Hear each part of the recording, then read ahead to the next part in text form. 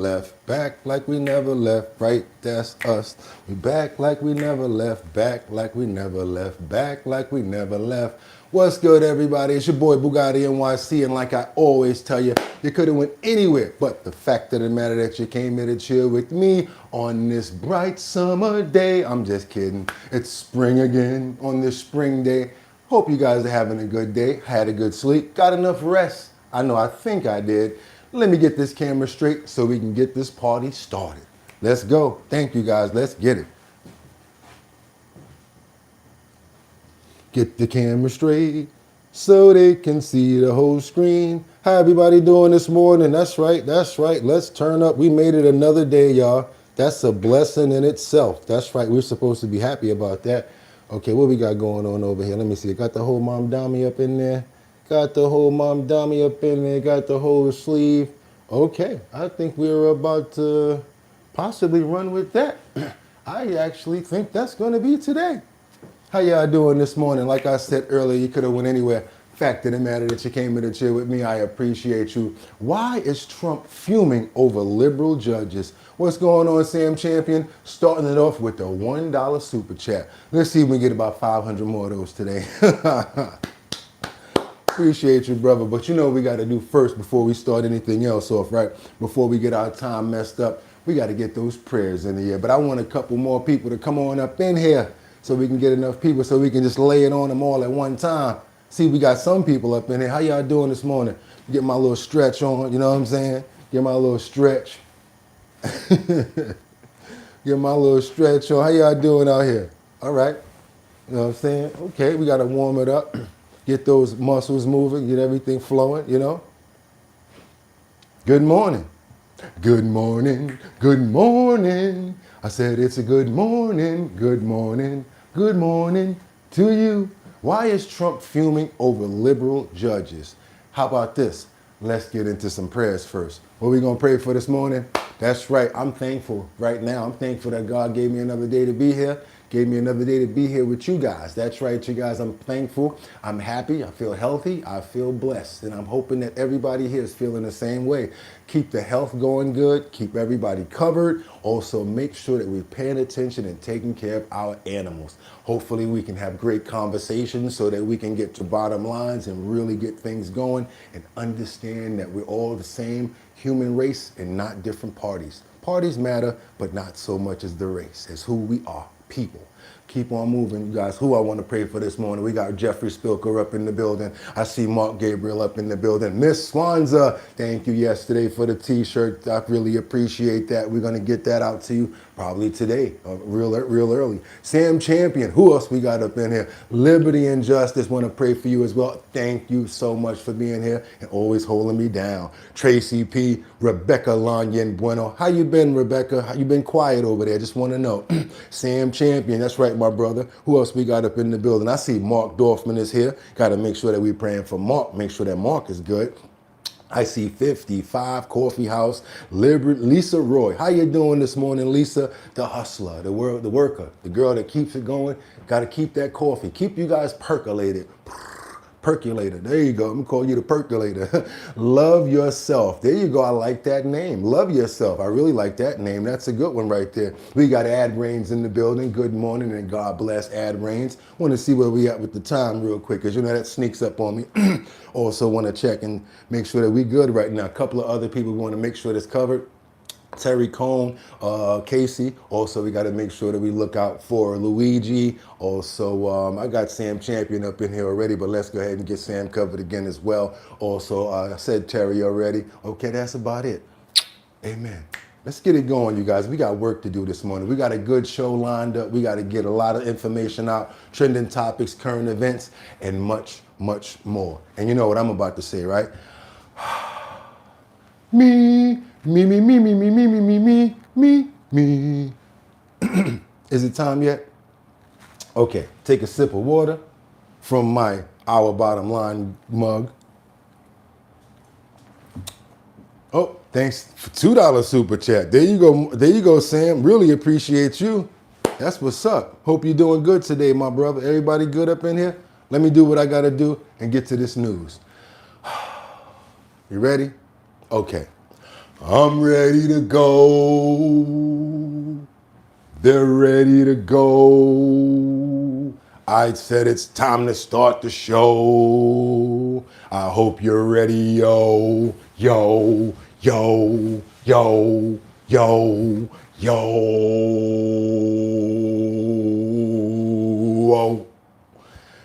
And we wind it up. Wind it up. Wind it up. It's 6 o'clock somewhere.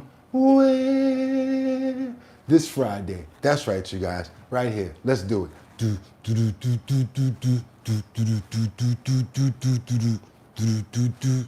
Come on, I know it's 6 o'clock. Are you here?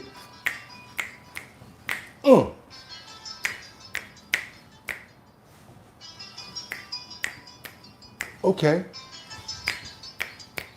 Olay. That's right, you guys. And you know what we got to do now? Always got to do that. Open up those pores. Dun. Open up those pores. Dun.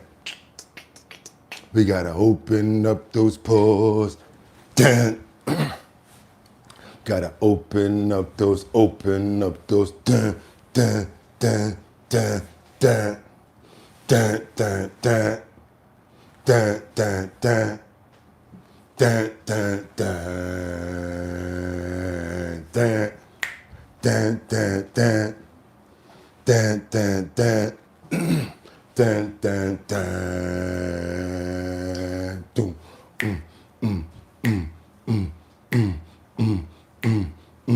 Rising up, back on the street. I did my time, I took my chances. Hey, went the distance, now I'm back on my feet. Just a man and his will to survive. Come on, y'all, let's go. So many times it happens too fast. You trade your passion for glory. What? Don't lose your grip. Dream the past it must be. You must fight just to keep them alive. It's the eye of the tiger. Yes, the thrill of the fight. Rising up to the challenge of our rivals. And the last known survivor stalks the prey and the fight. And what are you saying? I'm sorry. Eye of the tiger. Dun, dun, dun. Dun, dun, dun. Dun, dun, dun. It's Apple Music messing me up. Dun, dun, dun. Dun, dun, dun. Dun, dun, dun. How come every time you copy paste something, they got to get 2 words wrong and throw you off? But it's all good. You guys know where I'm going with it, right? If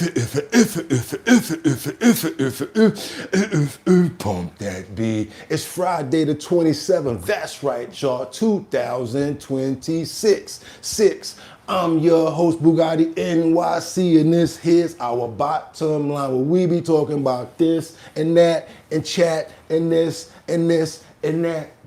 And we be talking about this and that and chat and this and this and that. Just got me lit. Dun, dun, dun, dun. Dun, dun, dun. Dun, dun, dun. You heard that? You be wondering, yo, you put that on in the gym, everybody gets serious. That's when you be acting like Rocky. Or you get real serious when the eye of the tiger come on. Start throwing them punches and everything like that. You get real energized. Hope everybody got that energy and that same feeling from us, from what I just did just now. It's the eye of the tiger. Hope you guys had a fantastic evening. It's your boy Boogotti NYC, and like I always tell you, you could have went anywhere. The fact of the matter that you came here to chill with me, I appreciate you. I hope you guys are ready, because we got trending topics, current events, and much, much more. So without any further ado, I got 5 on it. I'm about to stack this deck. I'm gonna hit you with 5 videos at a time. All I need you guys to do is stay on topic, stay on point, and make sure that you keep the chat alive. Try to stay on topic, because when you guys do that and you keep the chat alive, it just makes everything flow so perfectly. And Jordan Dowdy, thank you so much, Mr. 913, for the $5 Friday super chat. I really appreciate it for setting it off like that. I guess I got paid I just got paid too. Doom, doom, just got paid. Doom, doom, Friday night. Doom, doom, party hunting.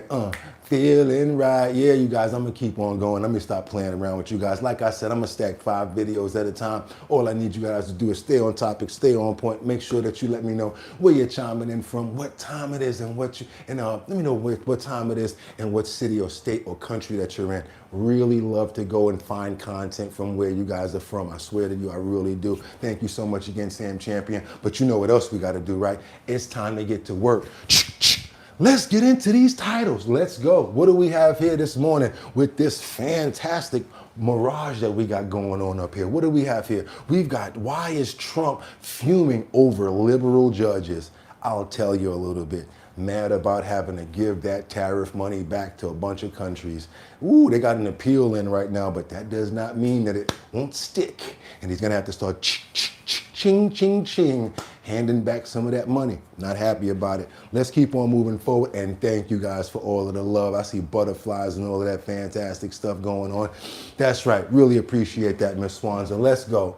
What else do we have here? We got a woman that's been accused of firing at an artist, Rihanna's mansion, who's appearing in the Los Angeles courts. That's right, you guys. You know who I'm talking about, the lady that was talking about, Rihanna, yeah, when I did and the devil this and all that crazy stuff. I think she's cuckoo for Cocoa Puffs, and she went too far. Yes, we got to get into that story as well, because she just went to court. Let's keep on moving forward, because last but not least, we got this other one right here. The most common style, the most slickest. They wait for you to go to sleep, and what they do, take what they can. But homeboy, you shouldn't have got caught like that. That's right, one of the oldest tricks in the book. Here we go. We got the Texas woman who stole a $35,000 watch and then pawned it. And guess how much she got? 13 grand. The next thing you know, the funtadun put it in a pawn shop. Don't you know that when you show your identification, that pawn shop has the whole said item for up to 30 days, just in case any investigations are going on? And once that thing is flagged, you got your address and everything. So that wasn't real wise, was it? Let's keep on moving forward, you guys. We got to get into this. Let's double tap that screen, get those likes up, get your coffee, your water, your tea. Cheers. It's time to get it on. It's Friday, y'all. Let's do it. Time to turn up. I know we got some gaggle coming in from the press. We got a couple of things we got to get into right now. We're going to start it off with President Trump saying that they sicken him. He really assails 2 people here, and it's not really nice. Then also tells his party, what he is expecting from them. Let's keep it going, you guys. Double tap that screen and get those likes up. Let's get it, y'all. Good morning. Happy Friday.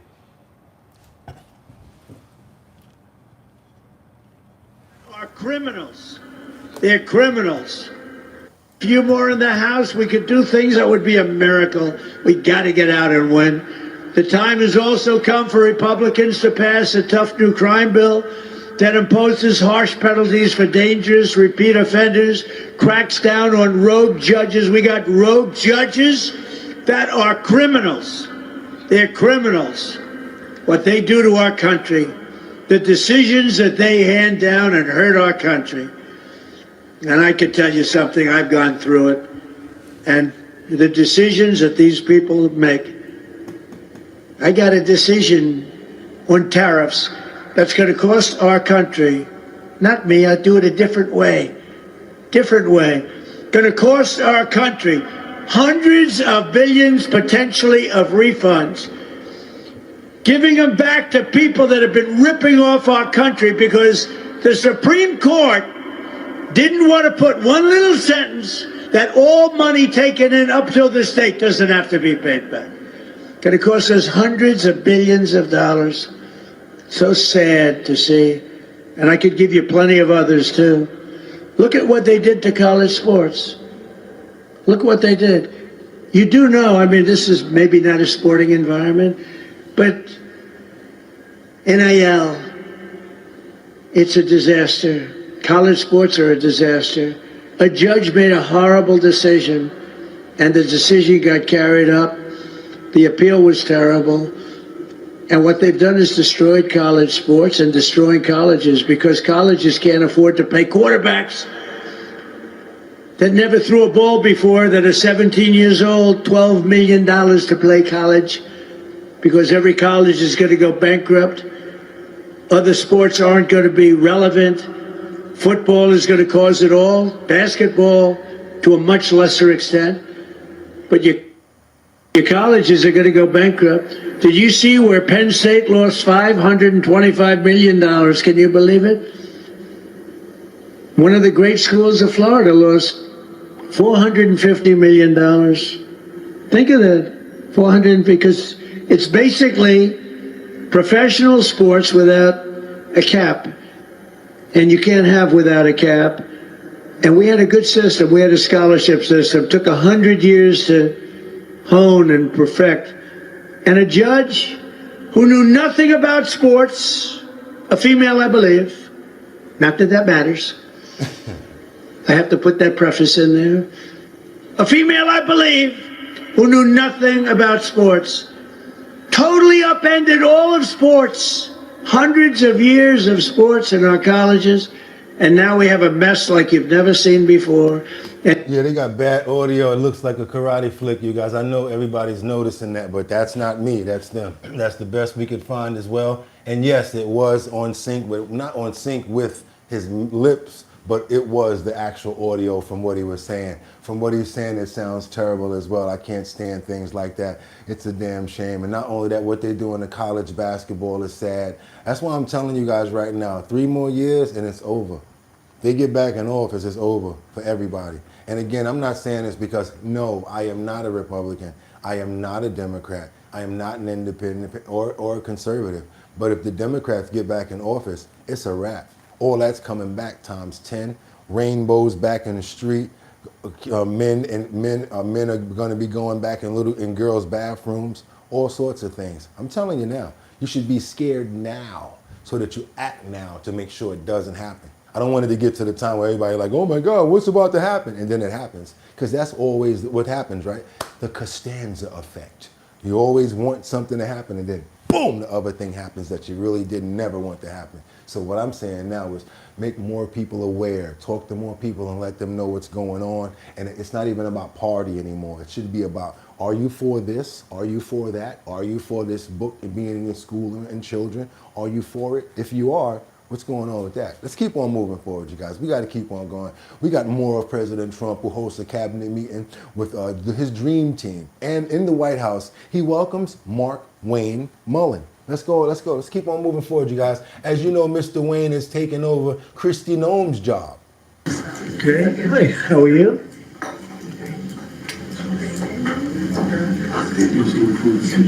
So Kristi Noem, Are you all she's ready? been moved from the table, A lot of you media, guys. as usual. So thank you to the incredible members of my cabinet. They're doing a phenomenal job. Everybody pretty much agrees to that, including our newest member, Secretary of Homeland Security, Mark Wayne Mullen. Thank you, Mark.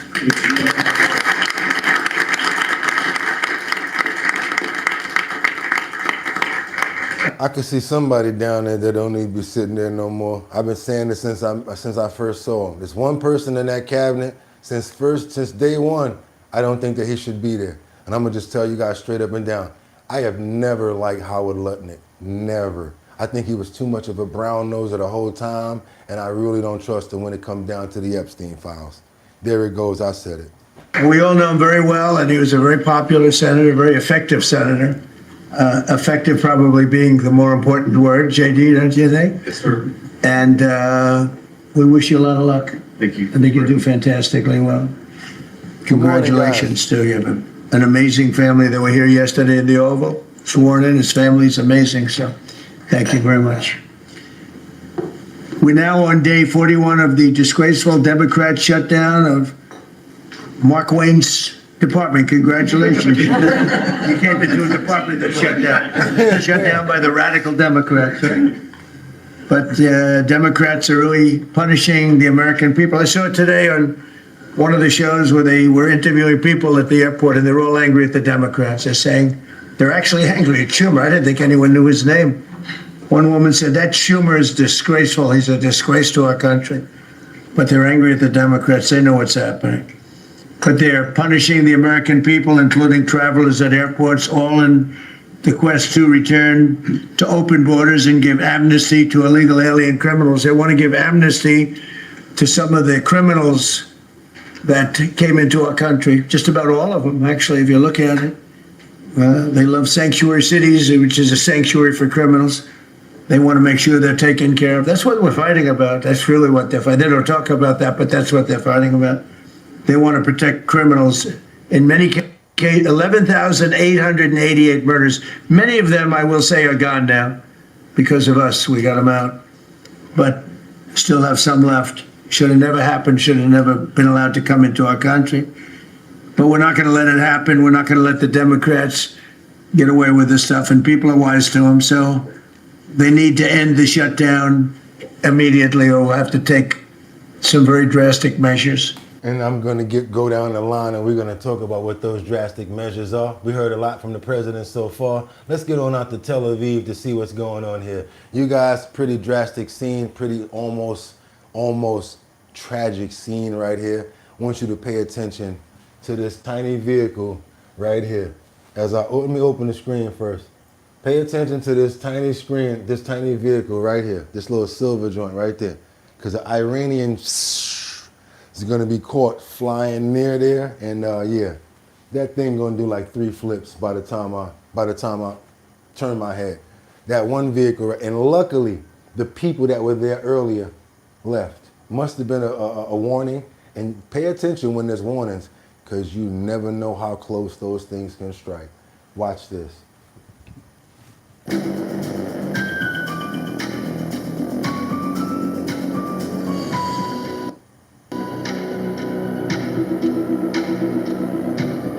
We're gonna call that the triple Lindy right there. That joint flipped at least 3 times. That car flipped at least 3 times. This is dramatic surveillance footage captured the moment remnants of the Iranian ISIL Strills night sent vehicles flying in the air in a neighborhood of Kafr Qasim near Tel Aviv.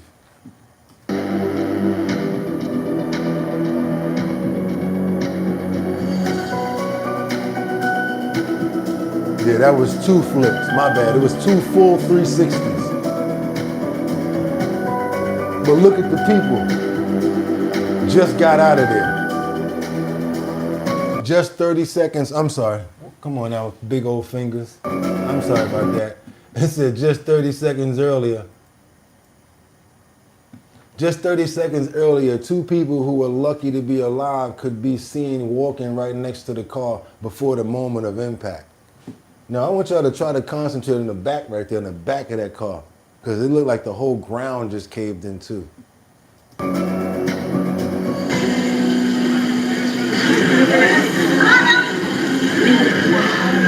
Now, this said, following the continuous strikes from Iran on March 26, various sites were hit in central Israel by either cluster or munitions or fragments. We saw those fragments the other day. Those are the pieces that fly off of the main one.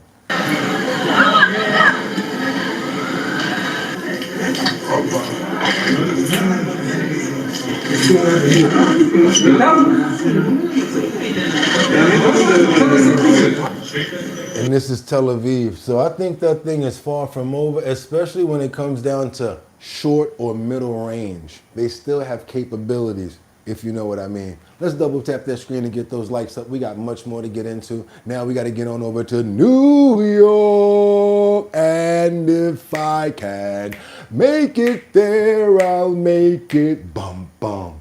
Anywhere, it's up to you. New York, New York. We got Venezuela's Maduro, who's now in court. Yesterday, he asked the judge to dismiss the charges.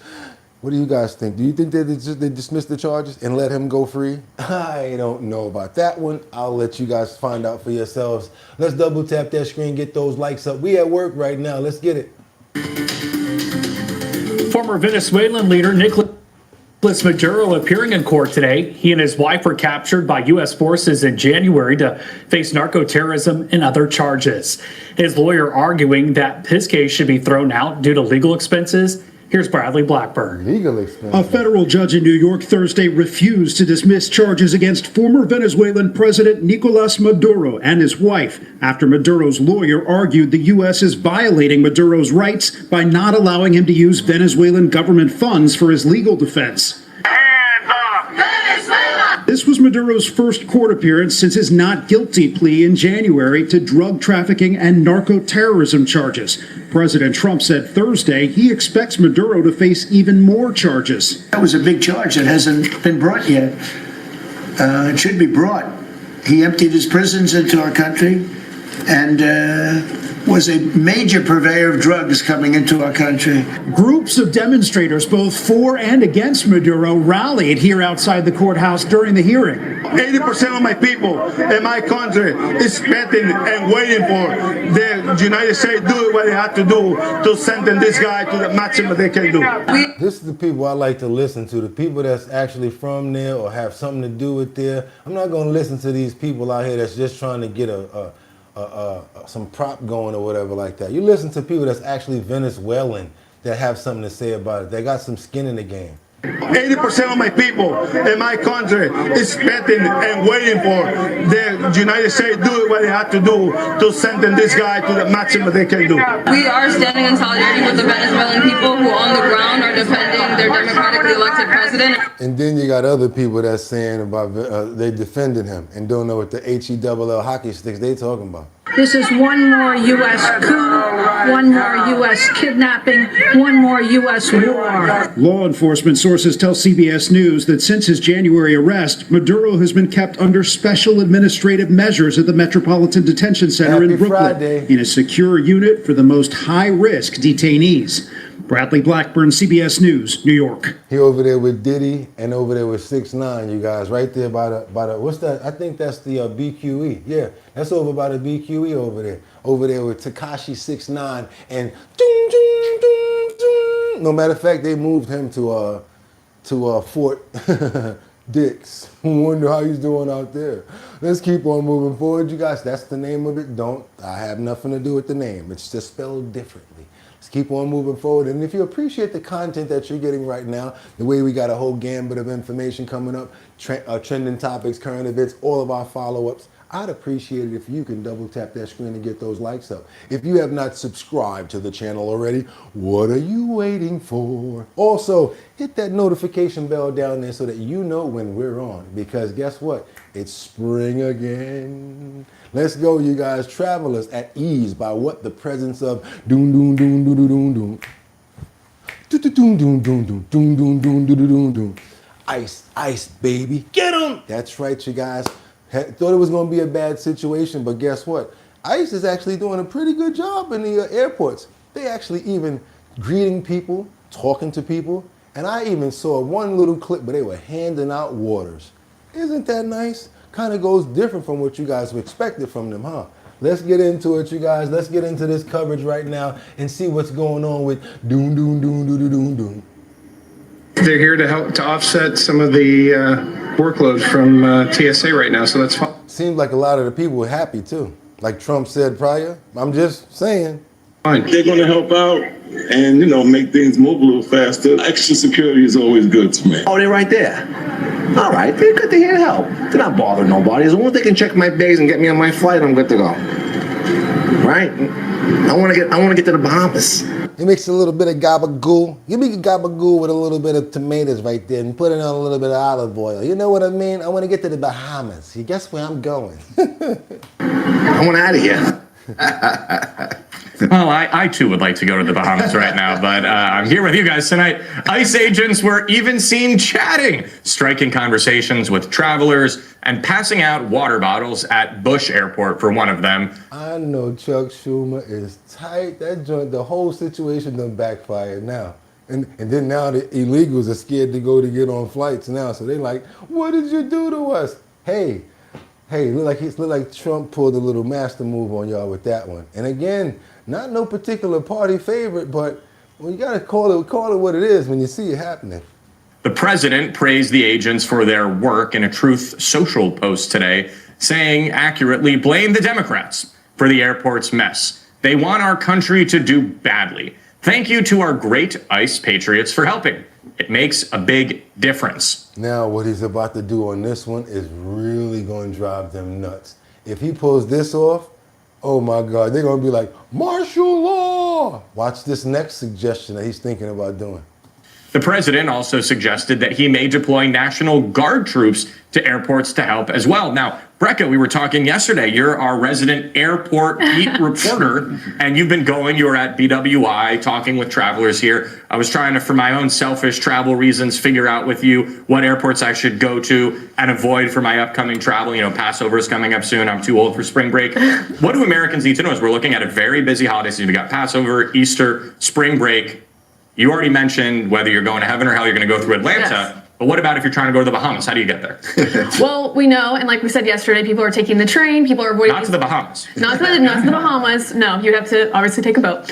But we know they're avoiding it, and the airports today still had long lines. And what I really liked about one of those videos that was shown, and actually my colleague Jenny Terre from the Daily Wire took it, was the video of ICE agents handing out water bottles. Because I think that overall, ICE agents have had a very negative perception in America. I think that's been caused by what we saw in Minneapolis. By Democrats, yeah. By Democrats. But I think this water bottle interaction, ICE agents being in airports, actually allows ICE agents to maybe start getting a positive view of Americans. Because Yep, let's go. Let's keep on moving forward, you guys. I think it kind of backfired. It backfired. Boom! You know what that means, right? That's your 5. Let me know what you guys are thinking. Here on out, I'm in the comments. Want to see what you guys got to say about it. Congrats, I'm good on the retina scanner. Okay, what else we got over here? Good morning, Boogotti and chat. Thank you so much, Brian. Who else we got? Liberty and Justice. Happy Friday. Look at that, Karen. Thank you so much. Colessive used to work in the optometry, and I know each retina is unique. You're talking about something else. I can't do that. Let's keep on moving forward, you guys. We got to stay on topic over here. What do we got over here? We got to get on over to Florida, where it never fails. That's right, they never fail. Miami Beach, we got a woman who sues the city, the leaders, over policies. Imagine if you send out a tweet about the precinct or somebody like that, and the next thing you know, you get a knock on the door, and they actually show you your tweet. Would you be scared or nervous, or would you want to sue or be angry? How would you take that? You just got to, like my opinion, say all of a sudden I get a knock on the door, and they're like, hey, we saw you. Like, hey, what's going on with that? Makes you feel pretty crazy, right? When you get that kind of contact, huh? Well, guess what? This woman in Miami Beach, she's not taking it. She's suing them. Let's go. Let's keep on moving forward. Double tap that screen and get those likes up. See what's going on out here in Miami right here. Where we at right here? Oh, is that okay? Yeah, we're gonna do that right now. We're gonna get back to the other stuff. New at 11, a Miami Beach woman is suing the city and its leaders in federal court. Raquel Pacheco says city officials and law enforcement violated her right to free speech after her social media post led to a visit from police. I'll be tight behind that. What you doing at my door talking about a social media post, man?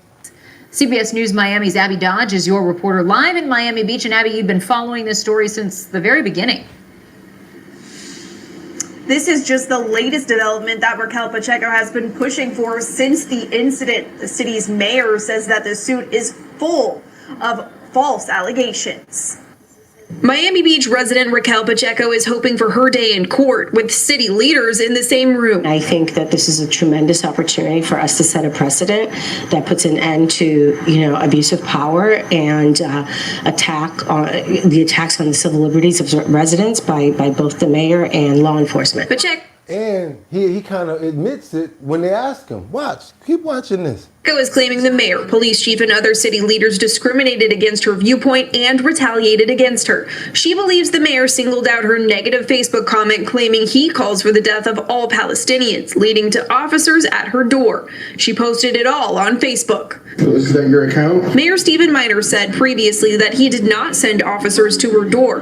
We spoke to the mayor about the allegations in the lawsuit tonight. He believes the statements could be considered defamation. We will defend the right for every person of every background to live freely here in Miami Beach, and certainly for our Jewish community. I want to make sure that this doesn't continue, that this isn't a pattern, and that other residents don't fall victim to this. The police chief addressed the incident with Pacheco at a February meeting, saying he would not do anything differently. We have an obligation to react to that.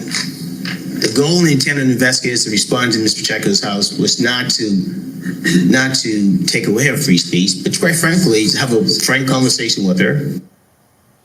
What?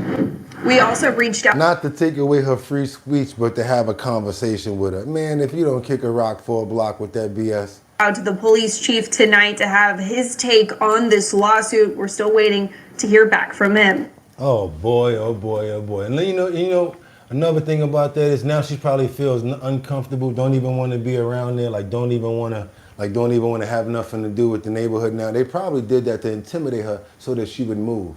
Let's keep on moving, you guys. We gotta get more into some real stupidity that's going on, because on one account you see the ICE agents doing good and you see good things going on in the airports. But did you know that yesterday New Jersey just passed a law that ICE agents can no longer wear masks in New Jersey?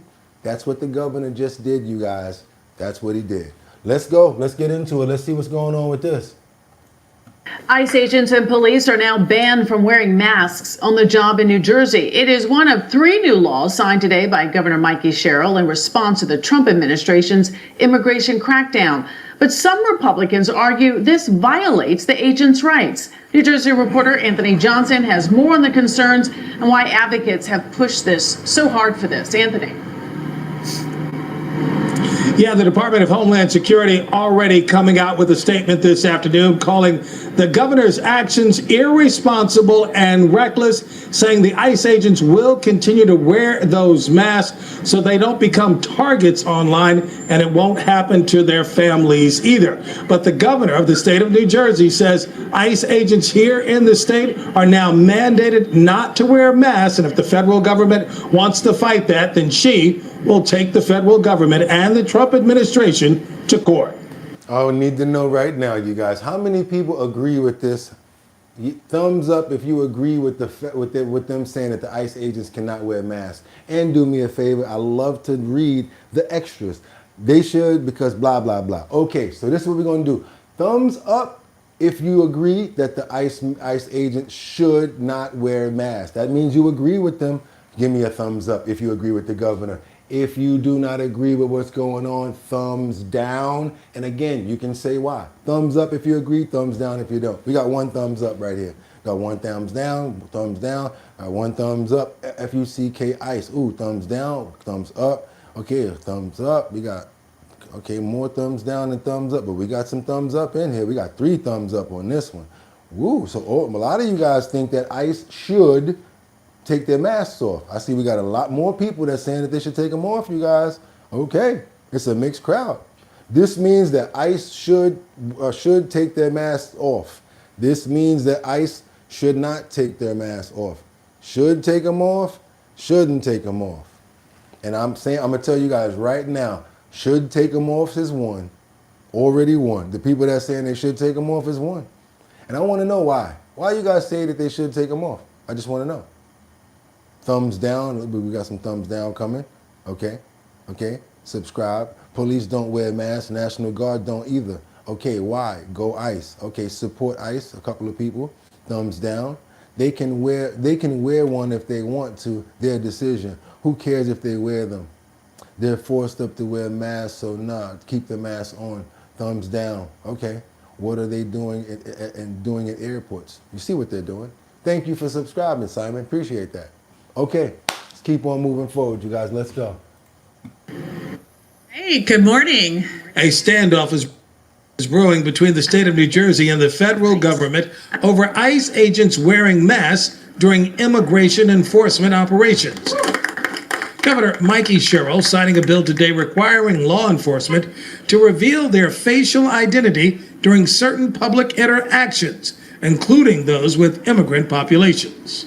In the United States of America, we're not going to tolerate masked roving militias pretending pretending to be well-trained law enforcement agents. Surrounded by leaders in the Assembly and Senate, Governor Cheryl moved to stand with immigrant families and protect their rights.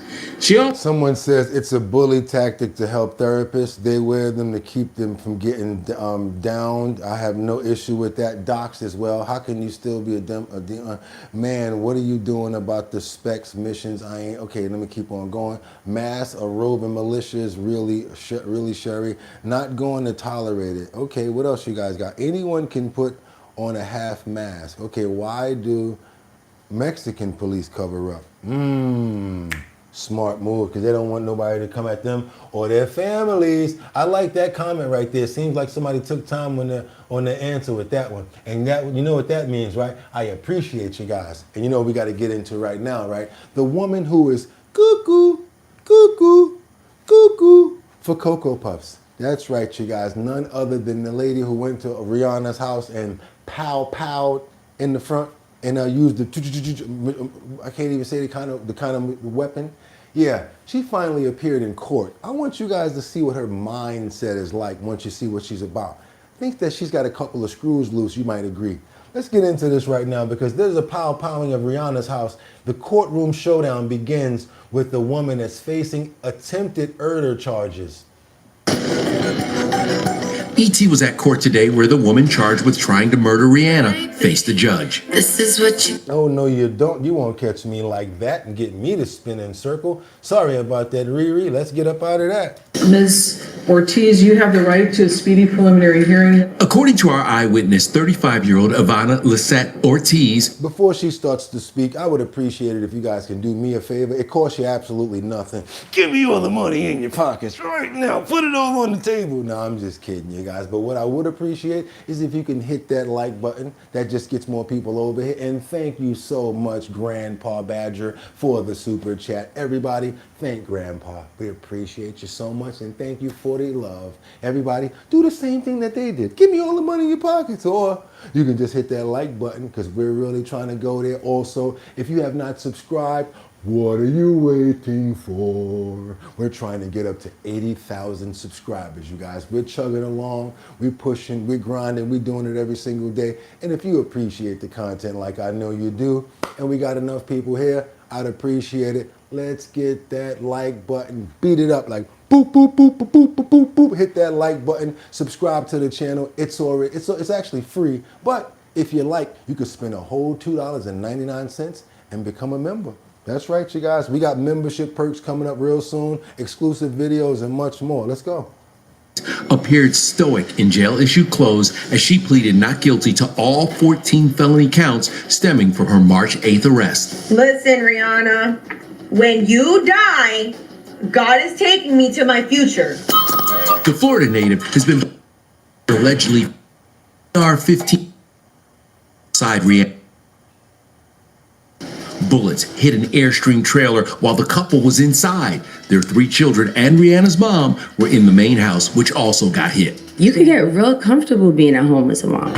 Bail was set at more than $1.8 million. Ivana's next court date is April 8th. If convicted, she could face life in prison without parole.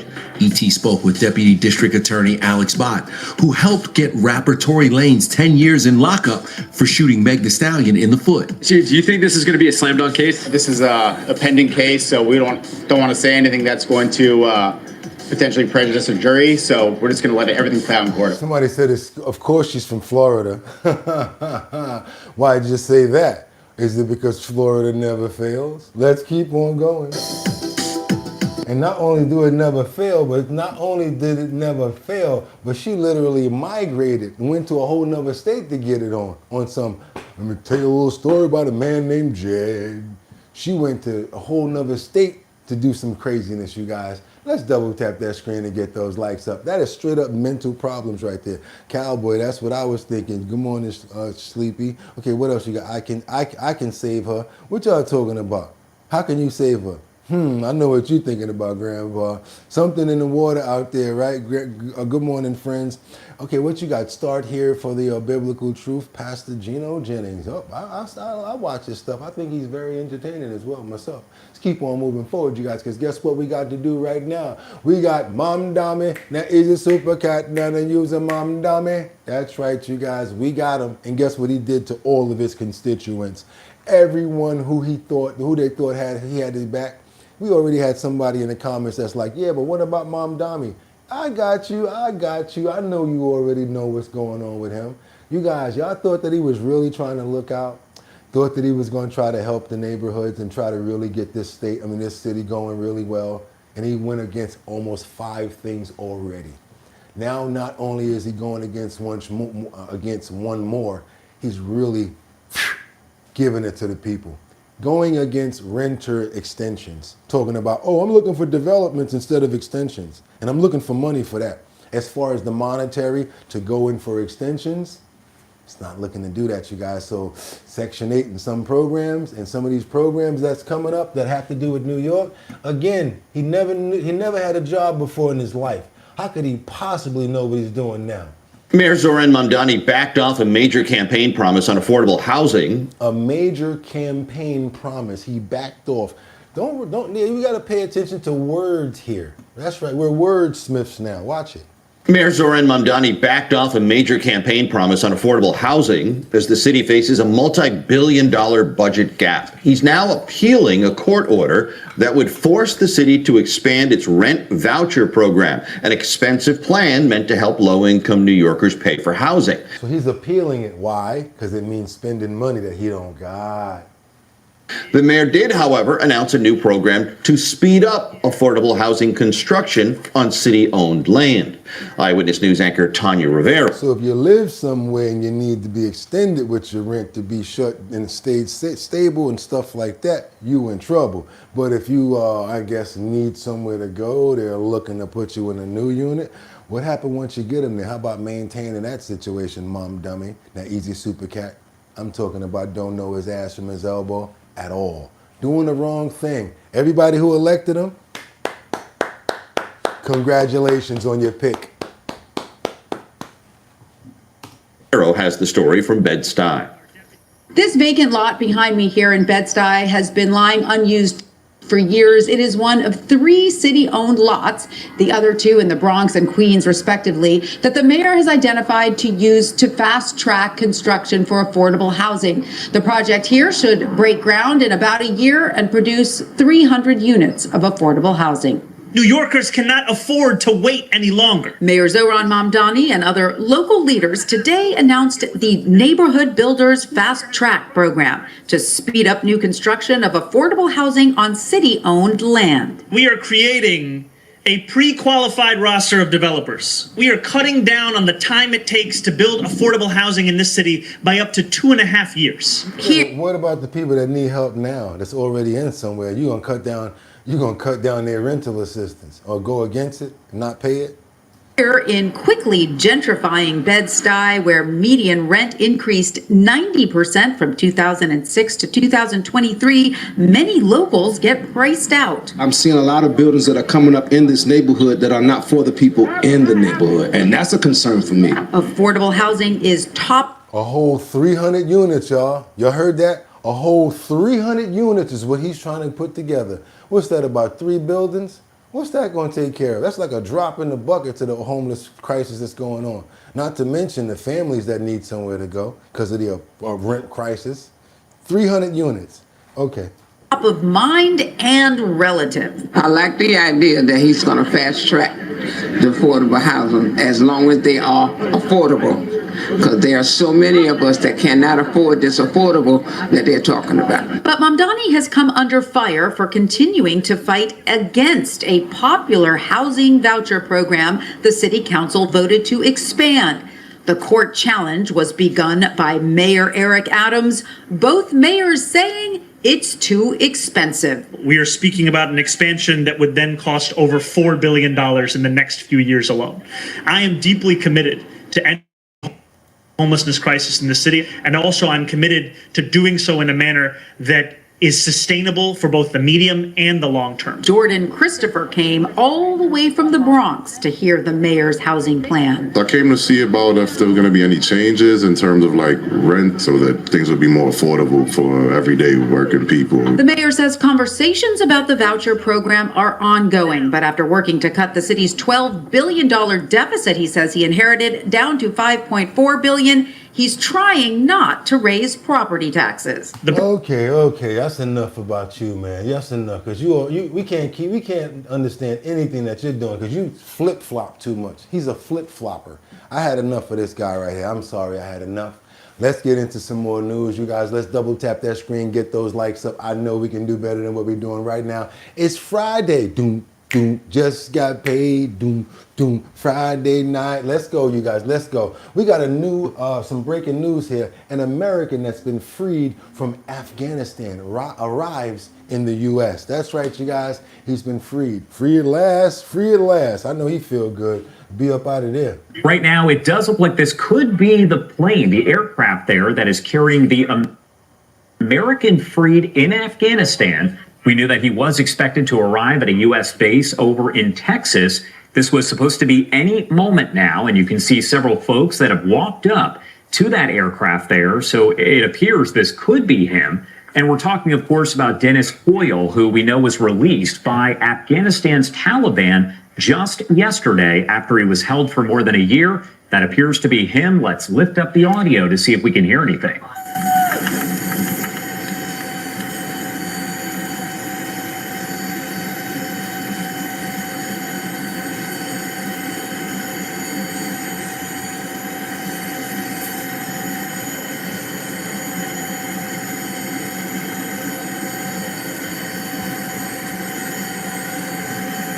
You know how long he was over there? You gonna interview him?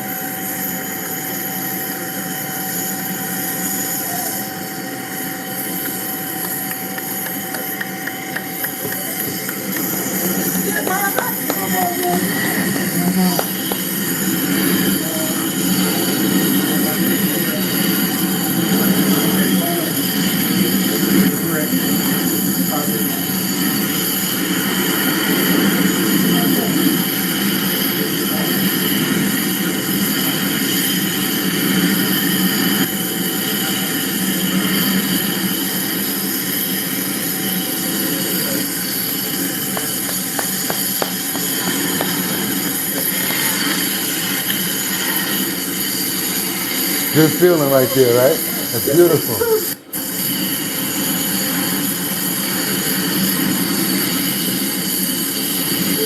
They probably thought they was never gonna see him again, you guys. Woo! I know that's a good feeling right there when you get your people back, boy. Woo! Got your people back. I know that's a good feeling right there, you guys. Woo, I want to pray. I know it's not, I don't care if you ain't even a Christian. We pray anyway for the good feelings and the a good sense of what happened, and for the good love and the spirits, and God making him be able to make it back home safe to his family and his friends that were waiting for him. Amen. Let's keep on moving forward, you guys. That's right. Let's go. We got more to get into, because guess what? What happened yesterday the day before yesterday now, could be something that makes these, it's unprecedented when it comes down to social networking.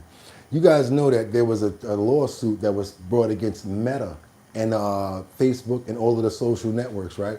Well, guess what? A judge has finally made a decision that over $328 million should be paid out in this lawsuit. And Mark Zuckerberg was actually there yesterday as well. Let's keep on moving forward, you guys, and see what's going on with this Meta situation. Let's go.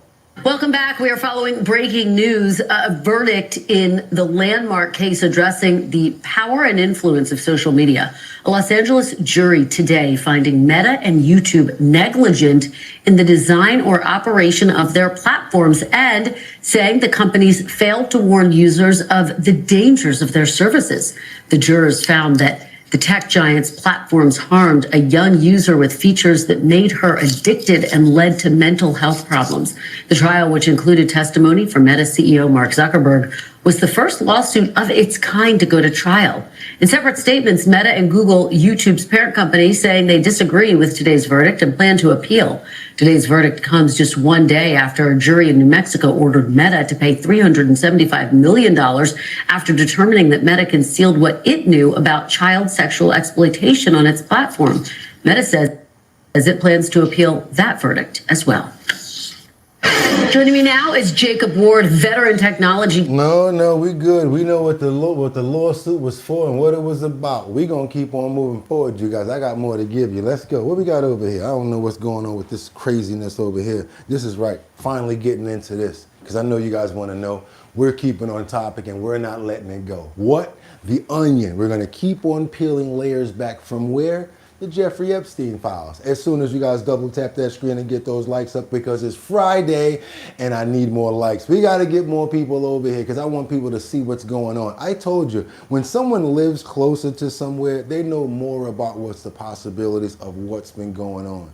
I can't tell you what's going on in Los Angeles, but I can tell you about what's going on in my surrounding area more, especially if I'm involved, if I have friends that work in the neighborhood and work in the area, because we talk and they come back and they tell us what's going on.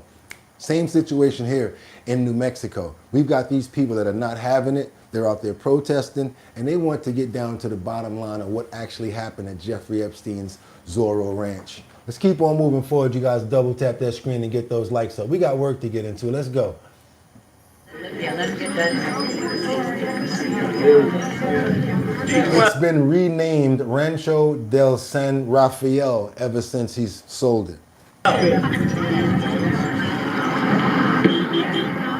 We came out here to memorialize, to gather in prayer, and to remember and to continue to advocate for the victims that have been here and to call out the perpetrators for their crimes.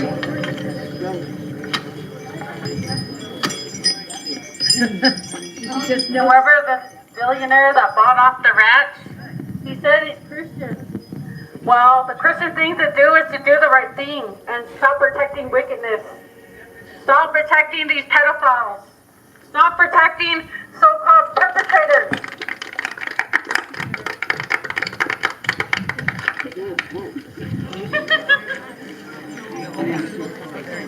Yeah, these are children, victims. I was a child, you know, and just to see that what can be done around here, you know, the majority are men, but there's women involved too, who are stealing innocence and harming. You know, I think people are like walking wounded. Yeah, we got more, you guys. We got more. We got some interlacing situations now. Because, like I said, I didn't know that the case was going to get this big. But this case is really starting to go other places. Not just other countries, but other categories, other subjects, other people that you would never expect to be involved in situations like this. Let's get on over to Michigan. Do me a favor, double tap so more people can see this here. We got a situation where lawmakers are urged to investigate Jeffrey Epstein, his ties to Interlaken. Let's go, you guys. I want you to see what's going on with this. Yes? More We're not Epstein. speaking about this and talking about the dark stuff that happens behind doors. How are we ever supposed to make a change and educate people on how to prevent this happening again? A powerful call to action tonight from a woman who was victimized by sex offender Jeffrey Epstein when she was just 14 years old. Good evening, everyone. I'm David Andrews. Ann Emmerich is off tonight. Epstein survivor Jenna Lisa Jones has turned a painful fight for justice into a push for change. I'm joined by News 10 investigative reporter Riley Connell, who spoke with Jones about her advocacy efforts. Riley. Yeah, David, you know, I talked to Jenna Lisa about her story and her upcoming visit to Ann Arbor for a Take Back the Night rally. Now, her arrival comes at a critical time as state lawmakers demand deeper investigation into Jeffrey Epstein's ties to a northern Michigan art school where he potentially encountered his first victim. You have children and you look at your children and you understand the fight and the need to speak out Jenna Lisa Jones was a victim. Now she's a survivor, a mother, and an advocate for change. It all started as a drive of anger, but it has become a passion. Jones was only 14 years old when she met Jeffrey Epstein, a man who kept company with powerful figures and would later be convicted for the sexual abuse of women and girls across several decades. The U.S. Department of Justice released 3.5 million documents from their investigation into Epstein last year, with Jones and her sister survivors leading the way for the information to be made public. Every time we turn around and a file comes out, we're finding something else new and he was involved somewhere else. And this doesn't happen because of just him. These are enablers that allow this. The release. This dude's whole life was just this. He got too much involvement with all this stuff going on. It's like that's all he did. So the files revealed new details about Epstein's connection to Northern Michigan's Interlochen Center for the Arts, including a court filing from 2020, where a Jane Doe victim claims she met Epstein and his co-conspirator Ghislaine Maxwell at the camp in the 90s when she was 13, potentially making her one of his earliest known victims. The information came as a shock to State Representative. We got some people that says, I bet she's lying. What was that? Ortiz Mullen, 1488 says, I bet she's lying. Poor lady, so happy people are being brave to speak up. Oh no, Sam, what happened? I didn't see that. I'm sorry about that. I'm pumping up the new request. Also, the update on your website is fire. Thank you so much. What else we got? All of the good. Wait a minute. It's all good. They say in 24 hours. Okay, I can't see. That's something. That's not on the topic. Let me see. I'm not going to read nothing but what's on topic. Let's keep on moving forward. I didn't see it. I'm so sorry, you guys. I apologize. Okay, let's go. Penelope Cernoglu. That someone. So somebody got their card jammed up. Sam, you got your card messed up? What happened, bro? Like Epstein could go there and find victims at this place where children should be safe. Jones met Epstein as a teen in Palm Beach, Florida. She was never an Interlochen student, but says a prestigious art school is the kind of place where he might go to find victims. He went to a school, an Interlochen school where they was attending, and you guys are asking the right questions. Where were the parents? I see that. You're right. They're just as vulnerable as anybody else, and when you're dealing and going in there and offering them, let's say, art scholarships, that it's very easy to get manipulated into something, and you don't know that it comes with ties. Epstein was an Interlochen. So he was that deep and dark. Oh, we're gonna give you an art scholarship. Mess around and deal with the kid and do ridiculous. This is terrible right here, y'all. Some of the nastiest, most craziest stuff that you could even think of. That's why I can't put the other stuff past them with the Itza Gate stuff. I believe it all now at this point. This man's life had nothing to do with nothing but this. I believe all of it almost now. Interlochen summer camp student in the late 1960s and became a frequent donor, with DOJ documents showing his donations totaled more than $400,000. You gotta remember, he was a teacher, right? So how long he been doing this before he got big, before he got known? Representative Cernoglu says state lawmakers have grounds to investigate Epstein's Interlochen ties because the center has received state funding. She wrote a letter to the chair of the House Oversight Committee asking for bipartisan action. Democrats, Republicans, independents, all regular people can agree that this is the type of thing that as a society we have to prevent. And one thing I gotta tell you guys, the people that's saying that she's lying, how about this? Everybody ain't lying. Everybody can't be lying. Everybody can't be lying. You might not, well, that person might be lying, this person might be lying. You might not agree with somebody because they're a certain age or whatever you may feel. But everybody's not lying if they keep on saying the same thing.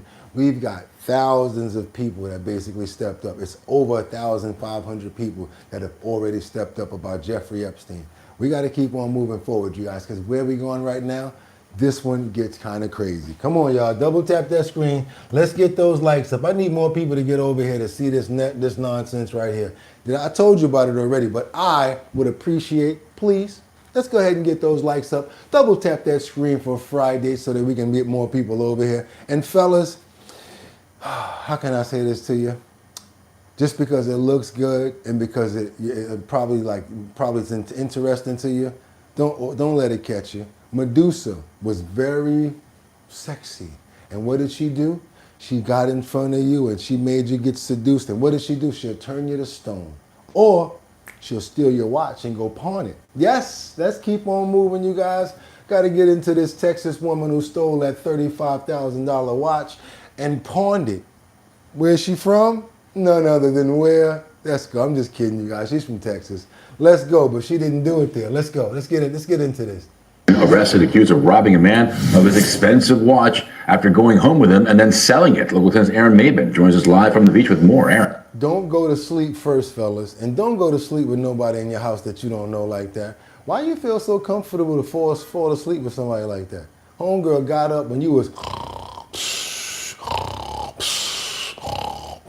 calling hogs and took all your stuff. Louis, not just an expensive watch. This is a Rolex that police say cost $35,000. The accused thief swiped it in the middle of the night while the victim slept, but she left behind a trail of evidence. Ms. Walker? Deonasia Walker faced a judge Wednesday morning charged in connection with a Rolex robbery. It's alleged that on January 26th of this year, committed the offense of grand theft. Court records say in late January, Walker approached a man who was having dinner at a restaurant inside the Fontainebleau. Investigators say the tourist later brought Walker up to his hotel room. Court records say Walker, whose occupation is listed as a dancer. No. We got to go back because we learned about lace fronts yesterday. And yours is bad. She got a bad lace front. Woo, she got a bad one, y'all. You can still see the lace around the edge of her joint. She got the frame around. Oh my God. What was that? Some layers of your skin peeled off your face and it didn't go to your hair part? Come on now, what's going on with this? She really looked like one of them Planet of the Apes situations going on right there, right? Damn you! You killed my master! Son of a bitch! I will avenge him! Shaolin monkey style! Ooh! She looked just like a little Monchichi. Monchichi, furry, cuddly. Oh my God, you look bananas right now, and I'm gonna go in on you. You ain't even old enough to clear puberty yet, but you already stealing Rolexes, and look at them. What she got on her eyelashes? Look like, what's his name? Mr. Snuffleupagus eyelashes. Sir asked the victim for $1,000 for her company and sexual services. Police say the victim sent the money through Zelle and then fell asleep. When he woke up, police say his $35,000 Rolex watch that was on the dresser was gone. Of course so it was. Walker. Of course. Surveillance cameras later captured the woman leaving the room just after midnight. Detectives say the watch was sold later that same day for $13,000 at a jewelry store in downtown Miami. You know she's a bum, a cool bam. She sold it the same day. She ain't even wait. Ain't none of that. You better shop around. Doom, doom, doom. You better. She said, hell with shopping around. She came up in there like this.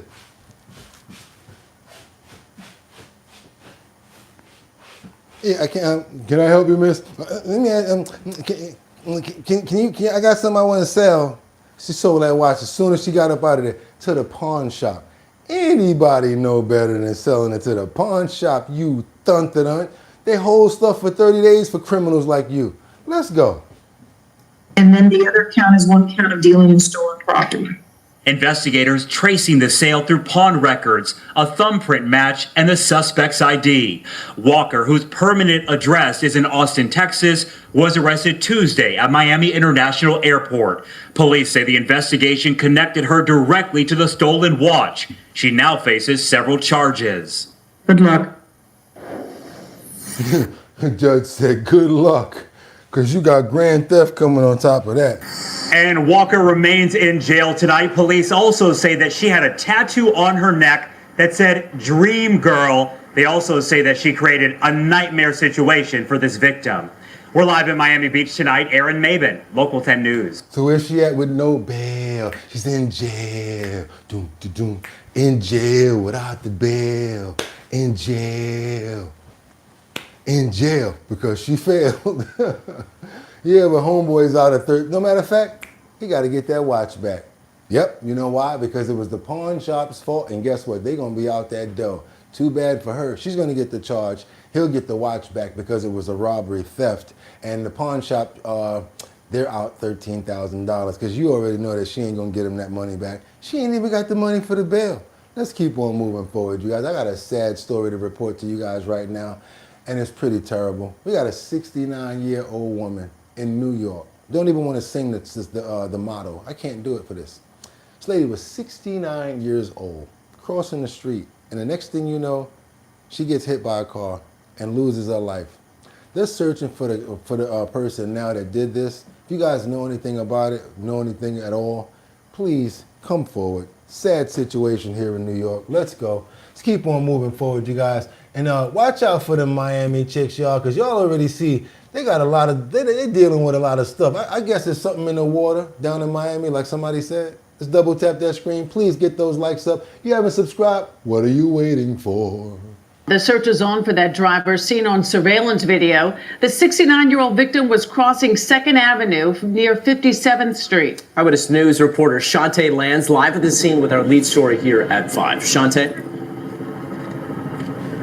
Well, Mike and Sade, that 69-year-old woman police say was from Queens was struck and killed right behind me here on 2nd Avenue near East 57th Street. She was walking in or near the bike lane, police say, when that happened. And surveillance video obtained by Eyewitness News shows the driver speeding away moments after the crash. It's the moment when a 69-year-old woman is struck and killed on 2nd Avenue. Unbelievable. It just, you don't feel safe anyplace. Her shoe flies as the driver of this black SUV slows down but never stops before turning left on East 57th Street. No matter where you are, you've got to be respected as a pedestrian, and that's clearly not what happened here. The same surveillance video obtained by Eyewitness News shows a second SUV slowing down, stopping. The driver puts on their hazard lights before 2 people get out to try to help the dying woman. She was probably on her way to work or just doing something that was probably good, and a bad thing happened, unfortunately. From my window, I saw somebody getting into the ambulance and them driving away. Police say the 69-year-old woman from Queens was taken to New York Presbyterian Hospital, where she was pronounced dead. I, live right around the corner. It's, super upsetting for anyone to, go through anything like that. It's scary every time. It's just been too many times now. Siva Henderson says she has seen multiple recent crash scenes from her apartment window. It's crazy because this is the 2nd time in, I think, less than 2 months. Someone was just hit on a bike, also super early in the morning like this. This morning's crash is the 2nd deadly hit and run on the east side in less than a week. 5 days ago, last Friday morning, a 44-year-old man was struck and killed 2 blocks over on Lexington Avenue near East 61st Street on the Upper East Side. That driver later turned himself in. I'm 88 years old and I don't go out at night. I'm afraid to go out at night. NYPD drones fly above as their accident reconstruction team takes photos for evidence and clues.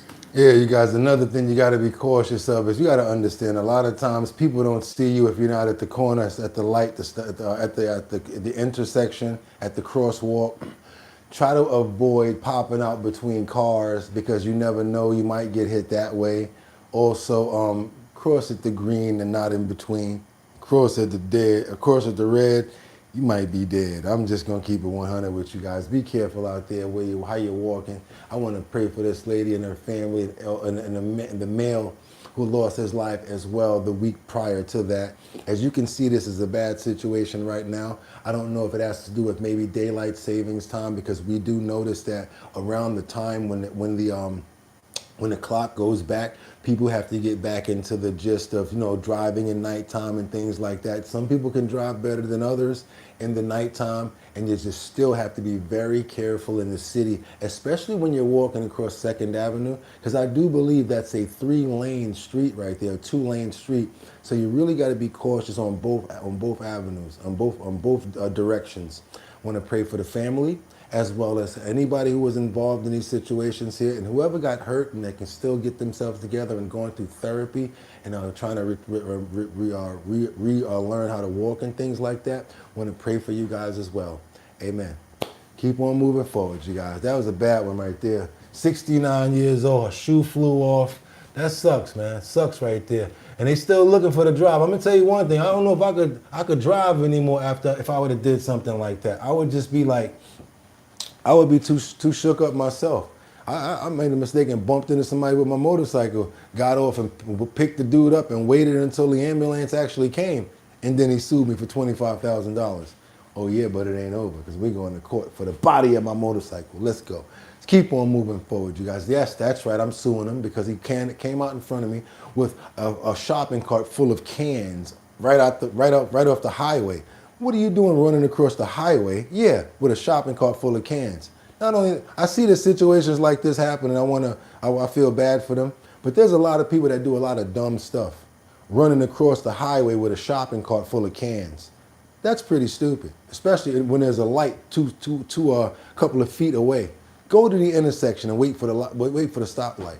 Let's keep on moving forward, you guys. What I got for you, I done went off topic. We got a new video right here. I know this video right here of a suspect. They broke into a Queens bar, and sad thing is always the good people that lose their lives. Yeah, Queens bar. Guys just decide to come in, what they want to do, pow, pow. First thing he's doing is pulling out. And this is not even a place that really has that sort of a crowd. That's why everybody in the neighborhood is so surprised. Come on, you guys, let's get on over to Queens and get this out. Let's get it. Looking for these two guys following a deadly shooting at a bar in Queens. It happened early Tuesday morning in Kew Gardens. A 29-year-old man was shot and killed. That man's family telling us tonight that he was an innocent bystander caught in the crossfire. Eyewitness News reporter Stefan Kim with the new details. This is new video released by the NYPD of two men who allegedly fired multiple shots into a crowd inside a bar, killing an innocent bystander. Watch again as the two suspects stroll into the mostly empty bar with both of their faces covered. We call these YNs that don't have no sort of remorse, no sort of class, no sort of fear. They don't got no heart at all. They just do what they do. And always, most of the time, get the wrong person, pow, pow, too. The man in the pink hoodie appears to draw his weapon from the back of his pants. The pair then head straight to the rear of the bar. Just after that happened, there are cops here in the corner, every other hour. Connor Havison is a barber around the corner, arriving at work yesterday morning to homicide detectives and evidence markers scattered everywhere. A firearm laying on the sidewalk at Metropolitan Avenue by Lefferts Boulevard, the crime scene, stretching across the street and down the block. Havison says the bar generally draws a friendly crowd. A lot of college kids that are finishing up school in St. John's, they come around, and locals come. It's a very fun environment. It's a good vibe. The neighborhood is very quiet and it's very family oriented. And it's very, very rare that you hear something like this happening around the neighborhood. Police say it happened around 1:30 Tuesday morning in Kew Gardens, Queens. Residents say they heard a loud argument and 5 gunshots. Investigators say one of those bullets struck 29-year-old Dimitri McKay in his left arm, went through his arm, and struck him in his heart. McKay's father is declining to speak on camera, saying his son was a humble young man who rarely went out and wouldn't want the attention. He says his son was with his girlfriend that night. She says when those two men came in, they started a fight with someone in the back, so they got up to leave. That's when gunfire rang out. Bar employees also say McKay was, quote, very much an innocent bystander, and say the suspects came in looking for trouble, but it was with other patrons. Police have made no arrests. In Kew Gardens, Stefan Kim, Channel 7, Eyewitness News. New York strikes again. How many is that so far with New York? And I'm so tired of this Kathy Jokel. I'm trying to make a point here today. Kathy Jokel Hochul and your police commissioner Tish that says nothing's going on and the crime is down and we want to start shutting down man hours and we're going to get rid of overtime when it comes down to police. You guys are batting 1,000 because with these last two that we just saw just now, yeah, we could have used some police and some people on hand for both of these situations, or maybe some sort of security, or maybe some measures that can prevent some of this stuff from happening. Maybe get active and actually patrol. Again, I keep on telling you guys, do not listen to the police and the mayors, because especially when it comes to numbers, they're trying to make quota. And they have to do certain things in order to make quota. This crime right here, if no one would have lost their lives, would have been called an assault. The only time they bring the pow pow up is when it's an murder. You guys don't believe me? Go look at what happened in 2014. They reclassified in order to, make things look like there's not so much going on. So instead of them saying I can't say the word, a GUN, they say an assault, or a class A assault, or something like that, or slaughter or whatever like that. They try to stay away from the truth of what the fact is, because what? They want to look like they're doing their jobs. They don't care about what really goes on out here. And I'm going to tell you right now, I'm going to start saying it right now. It's about to get hot out here. It's summertime. Watch what starts to happen. I want to pray for the young gentleman who lost his life, who was with his girlfriend, had nothing to do with the situation. And as they said, he got up to leave when he saw that something was breaking out in the back. So as he went to leave, stray went right through his arm and hit him in his heart, and he's no longer here. So his girlfriend is without a boyfriend now, a loved one. His father and his family are without a loved one. And God forbid if he had any children. I want to pray for him and everyone who was surrounded in this tragedy. I also want to hope and pray that the person who did this gets caught. Because at this age and what's going on now, he's probably going to do this again. And we don't need any more tragedies like this happening ever. Amen. Let's keep on moving forward, you guys, because we got to get on over to Chicago. It's not over. Same sort of a situation right here in Chicago. Let's get into it, you guys.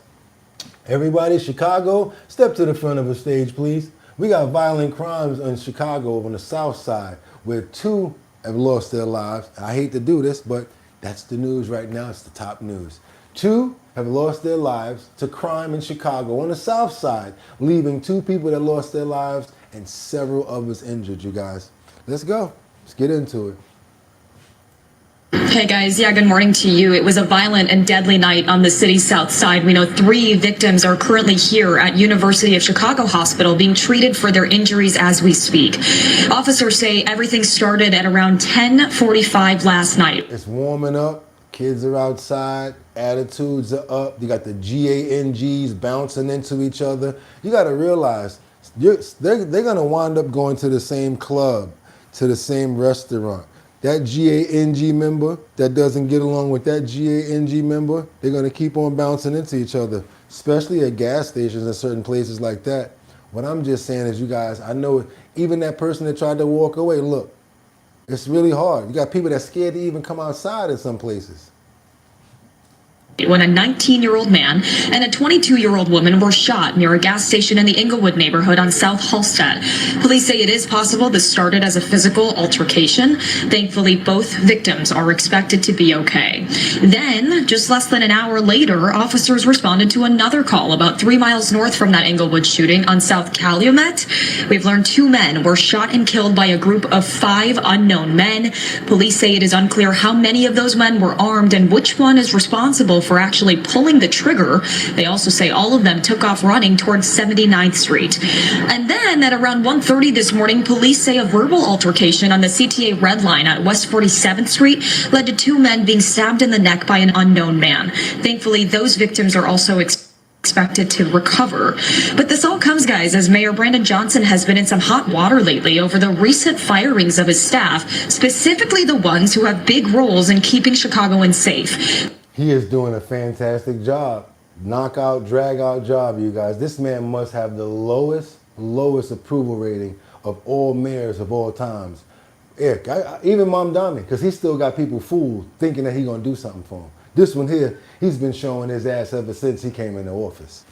The mayor talked about his plan to keep safety at top of mind, especially with... His voice alone drives me nuts. He's the kind of kid that you want to hit in the throat. Sorry, just got to say it. Summer just around the corner. We are moving to strategically deploy additional safety resources to our trains and buses, including additional patrol hours by our CPD officers and a new partnership with the Cook County Sheriff's Office. As we have sought to address persistent rates of violence on the CTA, we are directing the full force of government towards ensuring Chicagoans can feel safe during their commute. Well, the mayor recently fired Garion Gatewood, the city's first ever deputy mayor of community safety, who has been known to play a big role in reducing crime numbers here in Chicago.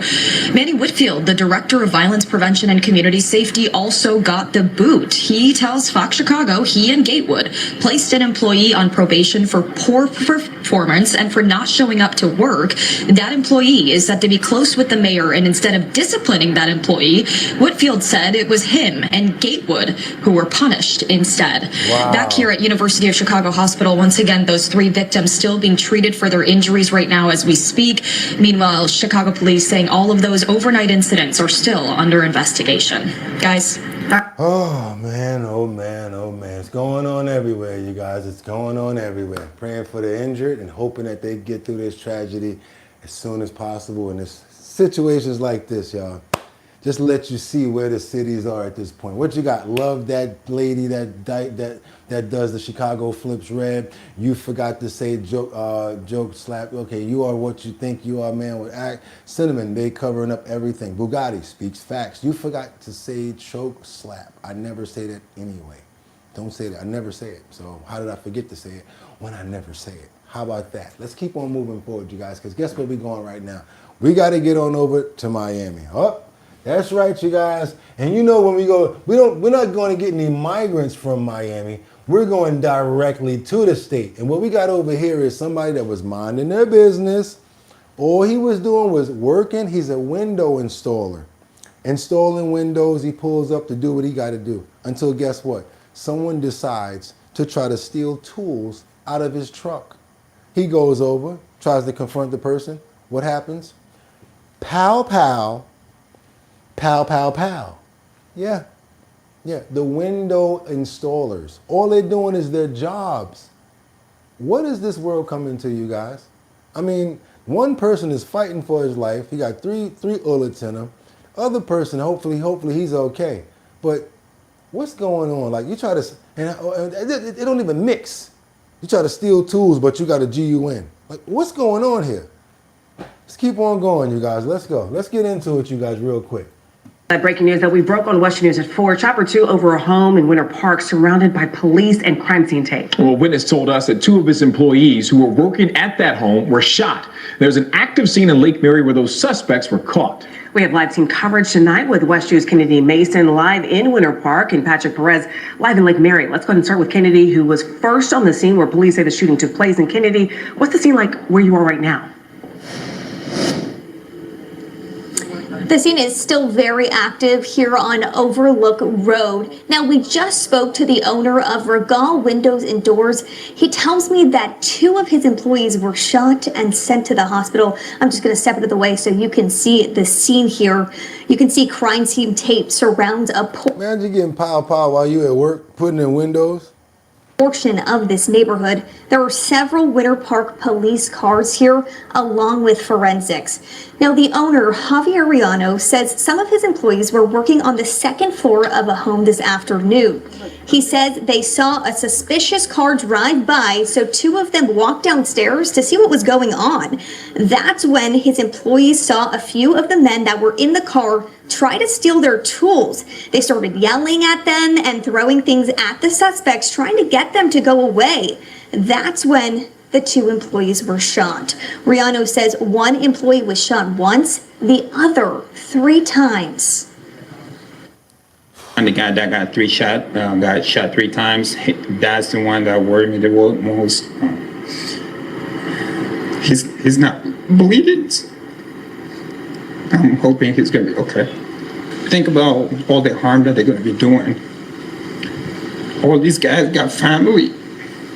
All they do is just work, and it's not fair. So, just keeping it. This afternoon, we have seen police talking to other workers here at the construction site. They have also asked neighbors to fill out witness forms. Winter Park Police tells us that 2 suspects are in custody at this time. Rihanna is just asking for prayers for his employees at this time. Covering Orange County in Winter Park, Kennedy Mason, West 2 News. And as we mentioned moments ago, police were able to track down the suspected shooters in Lake Mary. West News' Patrick Perez continues our live team coverage tonight. And Patrick, what have you been able to learn out where you are? Well, Summer, that scene ended right here in the entrance of the shopping plaza here in Lake Mary. If you are familiar with this area, this is a shopping plaza that has a martial arts academy, TJ Maxx, other stores here. I actually just spoke with a teenager who says he witnessed police pulling over that vehicle. He says it was a chase that he was seeing happen coming to an end here in this parking lot. He saw police and troopers arresting 2 people, removing them from the car. That scene obviously has been cleared since then, but we do know and can confirm that this is where that pursuit ended. We're still trying to, of course, learn more information as to who these 2 people were, but as of right now, as Winter Park Police has confirmed, they both have been arrested. As soon as we get more information, we'll bring it to you. For now, we're live here in Lake Mary. I'm Patrick Perez, Watch 2 News. Oh man, we're gonna pray for both of those guys right there, because that was crazy. I want to pray for both of the injured workers that were installing windows and minding their business, who got their tools attempted to be stolen. And I want to say that for the other one that's still fighting, that got the three times pow pow, please Lord, let him pull through there and let him get to be able to be back with his family again. All those guys were doing was yelling about their tools. Tools are very expensive nowadays, Lord. I'd yell about mine, trying to get, if somebody was stealing them too. And they just tried to get them out of there. Didn't even really come approach them. They were throwing things. Normally somebody would run away and, oh, they see us. Lord, want to pray for him and pray for both of those guys, that they get a speedy recovery so they can get back to work and take care of their families. We ask that today. Amen. Keep on moving forward, you guys. We got to get into this next clip here. Whew. Y'all ready? All right. Now, I got to do a little bit of acting right now, but I'm going to try. All right, y'all, let me ask y'all a question. I know y'all coming in here. This is my church. This is the Church of Cannabis. That's right. This is the Church of Cannabis. All you got to do is make a donation at the door and you can get whatever you need. That's right, you guys. Come on and praise with us, the Church of Cannabis. How many people would like to attend the Church of Cannabis? That's right. I'm not making this up. They have an actual Church of Cannabis. I mean, it's probably not open anymore since it got busted, but it did say the Church of Cannabis inside. And guess what? It was a private church. Windows were covered, and the cops found a whole bunch of you know what up in there. I don't know if it was D-rugs, what kind it was, because they're not saying. But let me ask you, if there was a church called the Church of Cannabis, would you go studying things like leafology and smoke and how to hold on to smoke and stuff like that? I'm not playing right now when I tell y'all this. You cannot, I told you already a couple of weeks ago, I said nowadays, y'all gonna be able to recite this with me too. You can make something up and wait a couple of weeks and it's actually gonna happen, or it already did. Okay, I'm gonna let them tell it now since y'all think I'm playing. Y'all think I'm playing about this right here? I'm dead serious about this situation right here. You're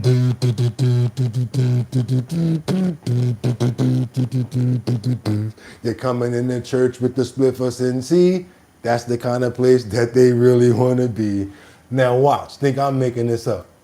Welcome back. A Fieldston private church is raising eyebrows after an arrest is made inside for drug possession. News 12's Jonathan Calixto spoke with neighbors wondering what's going on behind the business's glass windows. This stretch of West 238th Street and Greystone Avenue is lined with small businesses, but one has neighbors talking. I was just a little surprised to see private church. That wasn't there the last time I walked. Private church. I know a lot of people angry that the church is no longer in service. I know a lot of people angry that they missed the services, right? I know. Right, so I'm just curious. A sign on the door makes it clear you can only enter with permission. Their website gives you a closer look at their practice, claiming they're a private Kemetic church, the first African-administered church of cannabis. A routine inspection. The first African-administered church of cannabis. Yes! You heard him say it. What? I told you. On March 11th took a serious turn. Behind those doors, police say they found drugs, and that discovery led to an arrest. A church is, it's important within the community. So, when you hear things like that, things start going off in your head. 41-year-old Christopher McCrae was arrested and charged with criminal possession. Neighbors tell us he's the owner. Chris is lovely. They've been nothing but beautiful to me. Our cameras approached the alleged churchgoers leaving the business. They refused to answer what is inside. A manager at a cafe next door was also unsure of what operations they run. It's a church, some sort of church, but they're good people. But Brona believes the group has brought... They was giving her free 3.5s. She was getting free bud, y'all, so that's why she liked them. She was in the back right with them. That's why she's like, they're good people, and now they're gone. I don't have a connect now. Everybody else got the garbage. They had the good stuff. Positive energy into the community. The guys next door, they're really good people. Really good. Good energy, good people. We need them. A person opened the door to the church. Good energy, good people, good stash. We needed them. Where are we gonna go now? But refused to comment. Meanwhile, reports claim the place does not have a permit or license to sell cannabis. The sheriff's department sharing these photos with us. Pounds of marijuana recovered, vapes, pre-rolls, and edibles found inside. In Fieldston, Jonathan Calixto, News 12 The Bronx. Welcome back. You have to get on the level in order to be able to reach your prayers. That's right, you guys. You got to get there. Take a couple of tokes, and then you'll get higher and close to your God. Oh my God. Could you imagine what those sermons was like, y'all? Could you imagine what those sermons was like? Okay, now take another toke, my child. Yes. That's right. Give us all of your money. We need more money for the cannabis buildup. That's right, you guys. Who got some money for the offering tray this month? We need to get another 3.5. All right, y'all. Hold on a minute. Send around the tray. You ain't got enough money? Everybody put 5 on it. Everybody put something in on it.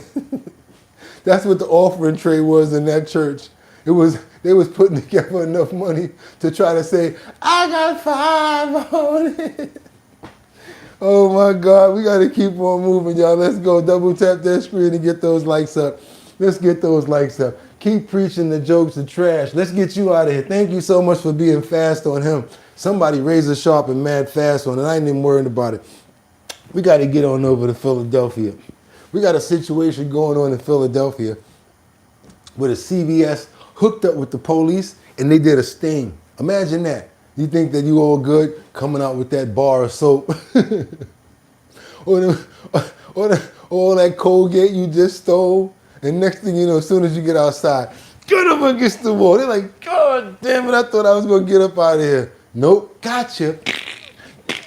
Get up against the wall. They're getting tired of people at the CVS to the point where, you know what, they buttering up with the police. I love this idea. If you know they going there stealing, why don't you go to the CVS and rob and lock them up? So guess what? Philadelphia, I guess they said, you know what, we're going to combo up with the CVS and start busting people. And man, when you see some of these people looking angry because they got caught, what's wrong with them? They stupid. Let's go, y'all. Let's get it. An Action News exclusive here tonight as Philadelphia police target an insidious quality of life crime. As officers crack down on the scourge of shoplifting, only Action News was invited along to witness a sting in action today. And what it revealed is the sheer volume of theft that some stores in Center City are dealing with. A reality that played out right in front of our cameras today. Action News' Walter Perez live at police headquarters tonight. Walter, it was just staggering what you saw there today. Brian, it was something to see, and at the heart of all this, police are trying to send a message. Even if you see shoplifting as a petty crime, if you do it, the police are coming to get you. It didn't take long for Action News to capture images. I know, you imagine they was out there and you got caught for your first time trying to steal some Colgate. They'd be like, yo, ain't that such and such on camera? Man, what you out there trying to steal some Colgate for? You stupid? A person after person getting arrested outside the Center City CVS. All of them busted for alleged shoplifting. This sting operation is part of a larger retail theft initiative the department launched more than 3 years ago. It's really part of the engagement piece is we work really closely with the retailers. And in reference to this week, CVS approach to Philadelphia Police Department, hey, we want to do something on a larger scale, and that's what we're doing today.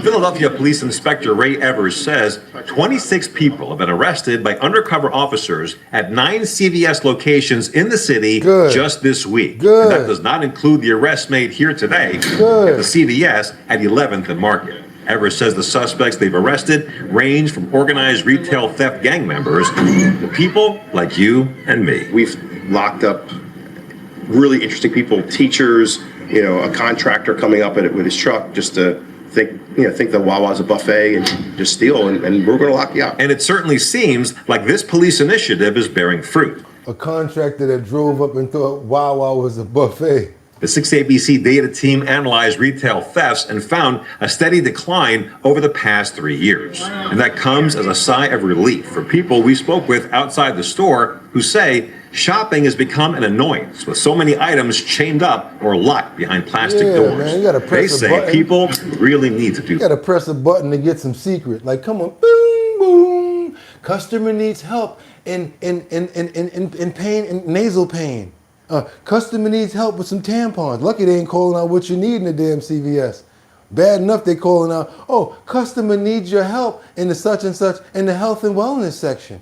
Then would you just, yeah, they need to get rid of these people because we're getting tired of all of that. Customer needs help. And then you're standing there like this waiting for the person to come, waiting for the lady, waiting for the lady, waiting for the lady to come to open up the thing. And then they gotta act like, oh, they got the biggest, most important job in the world.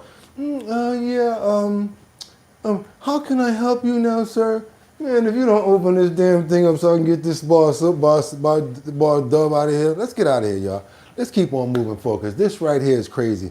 And I don't condone anything that has to do with it. And I am so glad that the child was able to tell about what happened and not try to keep this in. I encourage more children to talk about situations like this. I'm going to tell you guys, if you want to use this video that we're about to play to have a conversation with children, feel free to do so. Also, I want to know your comments on the topic, please. I want to know. We got a man who's been engaged in a lewd conduct with an 8-year-old child that he dragged from a yard in Orange County. They got him. They got him. But I don't think that this was his first time. He's 19 years old, and he looks pretty young. Lord knows if he's done this before. Let's get on over to this clip, you guys, and do me a favor. This is when I ask you to double tap that screen to get the likes up. It gets more people over here to see stories like this. May be dealing with something like this, and may be a good focal point to be able to sit down with your child and say, look, this is why I ask you to text me all the time, and this is why I always be on you so much. Because I could never know what's going on with you out in those streets. I need you to check this video out right here, you guys, because this is a person that you probably would never even suspect of doing something like this to an 8-year-old. Now at 1:30, disturbing allegations against an Orange County teen accused of snatching a child off the street. That suspect has been behind bars since Monday after the weekend incident in Westminster. KTLA's Orange County Bureau Chief Chip Yost is live in Santa Ana with more on the developing story. Hi, Chip. Yeah, hey there. Police say this was a stranger abduction and sexual assault, and that one of the reasons they were able to make an arrest is that they found surveillance video that appeared to show the suspect with his 8-year-old victim. It is a nightmare, and that's why our thoughts are with the victim right now. Westminster Police Commander Andy Stowers is talking about what he says happened here near Edwards and Trask on Saturday. That's when an 8-year-old boy, who earlier had been out playing football with friends, told officers he was approached by a man he did not know. He disclosed to us that he had been outside playing, where a man unknown to him had dragged him to a location with less people around and sexually assaulted him. Police say surveillance video helped lead them to 19-year-old Westminster resident Anthony Gonzalez, who has now been arrested in the case. While they don't know of any other victims at this point, investigators have not... Anthony don't even know he about to turn into the victim when he go inside. Nice and young, nice curly hair, Anthony, yeah. He need to get full time. He need to experience worse than what he's made someone else experience. Not ruled that possibility out. The case is still active and ongoing, and we're actively looking into any potential that he was related to any other cases, either in our city or in other surrounding cities throughout the county and other counties. Gonzalez has been booked here into the Orange County Jail in Santa Ana on suspicion of kidnapping and other molestation-related charges. In Santa Ana, I'm Chip Yost, KTLA 5 News. Yep, keep on letting them in. Keep on letting the illegals in. Keep on letting. Oh, but he's a young child. He's a young one. Okay, keep on, you guys, and the nice baby face or whatever like that. The same exact one that'll be after your child. You just can't trust them. You can't trust nobody. And yes, I need you guys to, if you think it's right, don't listen to me, but if you guys think it's right, you need to probably share this information, because I need you to say, you see how young he look? You got to be careful of people. Look how young he look. That's what my mother would say. Look how young he look. Watch out. You never know what's going to happen out there. Not to fear and not to enlist fear, but to make them on point and to be on and know what to look out for. Just keep on moving forward, you guys, because doom, doom, doom, doom, doom. Now, wait a minute. Did we? No, we did not. We got to pray for the young lad. We want to pray for the family. We would like to pray for, sadly, any other child who has possibly been touched or abducted by this kid. Because he's young, and Lord knows if it happened to him. What do they say, people? Hurt people, hurt people. So Lord knows if that probably happened to him to get him doing it, probably wasn't his first time doing something like that. So that's another reason why they need to find out in the area or where this child has been, this man has been, this 19-year-old, to see if there's other victims. I like to pray for him, the child, as well as any other possible victims in this terrible, tragic story. And that's why we get stories like this out. To have conversations about them, to get through them, and to know how to come through with solutions to try to get to the end of a resolution with these things. And we ask the Lord, we pray today, and thank you for him still being alive. And we hope that he can get through this mental situation that he's going through with this going on. Amen. Because it was definitely a mental part of that situation, not just a physical. Lord knows what he did to him, because they did not describe it because he was a minor. So they're not going to tell us everything that happened. So yeah. And the reason we pray, because you never know what the next clip is going to be. Doom, doom, doom, doom, doom. That's right. Let's get into some entertainment news. Pretty entertainment. You remember that couple of months ago when Jay-Z, Sean Carter, aka Jay-Z, was accused of exactly the number sexual abuse? Well, guess what? He's actually interviewing. He did an interview. Something we never really see Jay-Z do. Interviews, talking about things. We got an interview with Jay-Z right here where he speaks out for the first time on the allegations from that civil lawsuit. Says he was pretty peed off, and he said that he can't believe that somebody tried to bring up charges like that on him. Let's keep on moving forward. You guys double tap that screen. Let's get those likes up, because yes, we got to talk about Jigga. This morning, rap titan Jay-Z speaking out about the 2024 sexual assault lawsuit filed against him. It was hard, really hard. I was like heartbroken. In a rare sit-down with GQ, the 56-year-old mogul, whose real name is Sean Carter, addressing the now-withdrawn civil lawsuit from a Jane Doe alleging that he and fellow rapper Sean Diddy Combs drugged and raped her at a 2000 VMAs after-party when she was just 13. Allegations both men vehemently denied. I haven't been that angry in a long time. Uncontrollable anger. Like, you don't put that on someone. Like, that's the thing that you better be super sure. Carter telling GQ he refused to settle out of court. I know what this is the weight that this is gonna bring on our family. It would have been cheaper, yes. Cheaper, quicker, move on with your life. It was like a testament, because people know me. Like, I know who you are, and that's impossible. The lawsuit was permanently dropped after a vigorous defense from Carter's attorneys, who sent investigators to speak with the accuser, as heard in this recording exclusively obtained by ABC News. But Jay-Z, you're saying he was definitely there? But he had no part in it, or he was just... He was there. He was just there, but he didn't have anything to do with any sexual acts towards you. It was strictly, yeah. The tape speaks for itself. She says, in no uncertain terms, Mr. Carter did not do this. But beyond the legal fight and the toll he says it took, Carter opening up about the family that helped carry him through. Super Bowl goals. My wife in the crib feeding the kids liquid gold. Damn, they probably got me for that verse, that bar. 20th Album of the Year Grammy winner, Cowboy Carter. It's that energy. I thought it was super important and a challenge and fun to be in the room. Meant as a father to watch his daughter Blue Ivy Carter blossom on tour. She had to fight for that, and she fought for it. I don't think we're going to be able to get off that stage now.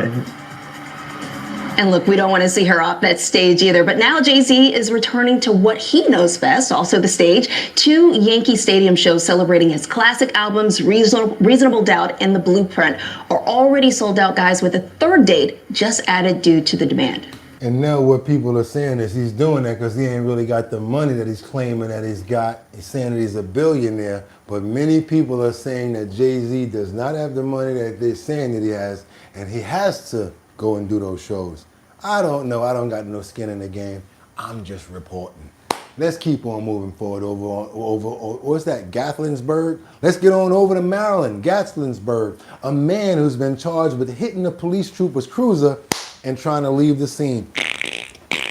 He got locked up. I think they're gonna let him out. He'll be out, but he shouldn't have never did that, especially if he came up with a DWI. Maryland State Police say that they arrested a man who was suspected to be under the influence after crashing into a trooper in a work zone on I-270 in Montgomery County. Investigators say that the driver hit the trooper's marked cruiser from behind while the trooper was setting up traffic control Sunday night. The suspect then tried to leave, but was quickly taken into custody. That trooper was hurt and taken to the hospital, but has since been released. Officials say this marks the 3rd trooper hit by an impaired driver over the weekend. That was a lot of red right there. I don't want to say the color, what it was. You guys know what that was, but I hope that trooper's okay, and we hope that he pulls through. They said that he was going to be all right, but that was a pretty severe, looked like a lot of damage right there. So yes, Gatlinburg, trooper putting out cones, got mistakenly hit. Ooh, looked like they rammed him into the back of the truck too, you guys. Oh man, want to pray for him and his family and hope his legs heal, because that's what that looked like it hit right there. And it messed up the whole side of that truck. But hell with the truck. You can always fix a truck. It's hard to fix a human body back.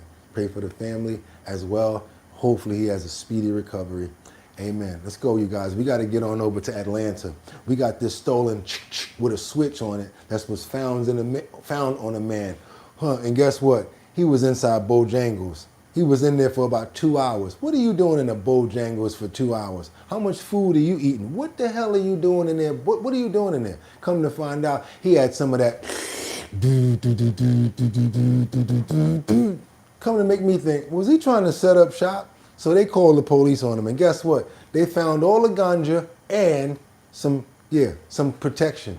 Let's go, you guys. We got to get into this situation over in Atlanta to see what's going on. Double tap that screen to get those likes up. We going all over right now to bring this news out. Let's go. Tonight, a man arrested on multiple charges at a Bojangles. Police say that man had weapons and a backpack full of marijuana. Fox 5's Denise Dillon is live in Marietta, and Denise, it started as... Your boy was in the Bojangles trying to set it up, y'all. I got it, y'all. I got them zips. I got dubs. And I got protection for somebody that's trying to take it off me. Look at that, y'all. See, after you get the munchies from the Bojangles, you can holler at me. Why they do that? They should have just let them stay there. Maybe people would have got more hungry to buy more Bojangles. All right, y'all, let's go. As a call for loitering. That's right, and police would never have known what this guy had on him if he had just left this restaurant when he was asked to. Instead, officers showed up and found the guns. Somebody said he just bought stock in Bojangles and he's just trying to make sure that the profit margins are high. Yes, Bojangles is chicken. Why you trying to say something? What you mean is Bojangles chicken? Yeah, it's chicken. It's fried chicken too. Now what? What you got to say about that? Let me stop. Come on, y'all. And drugs he was carrying.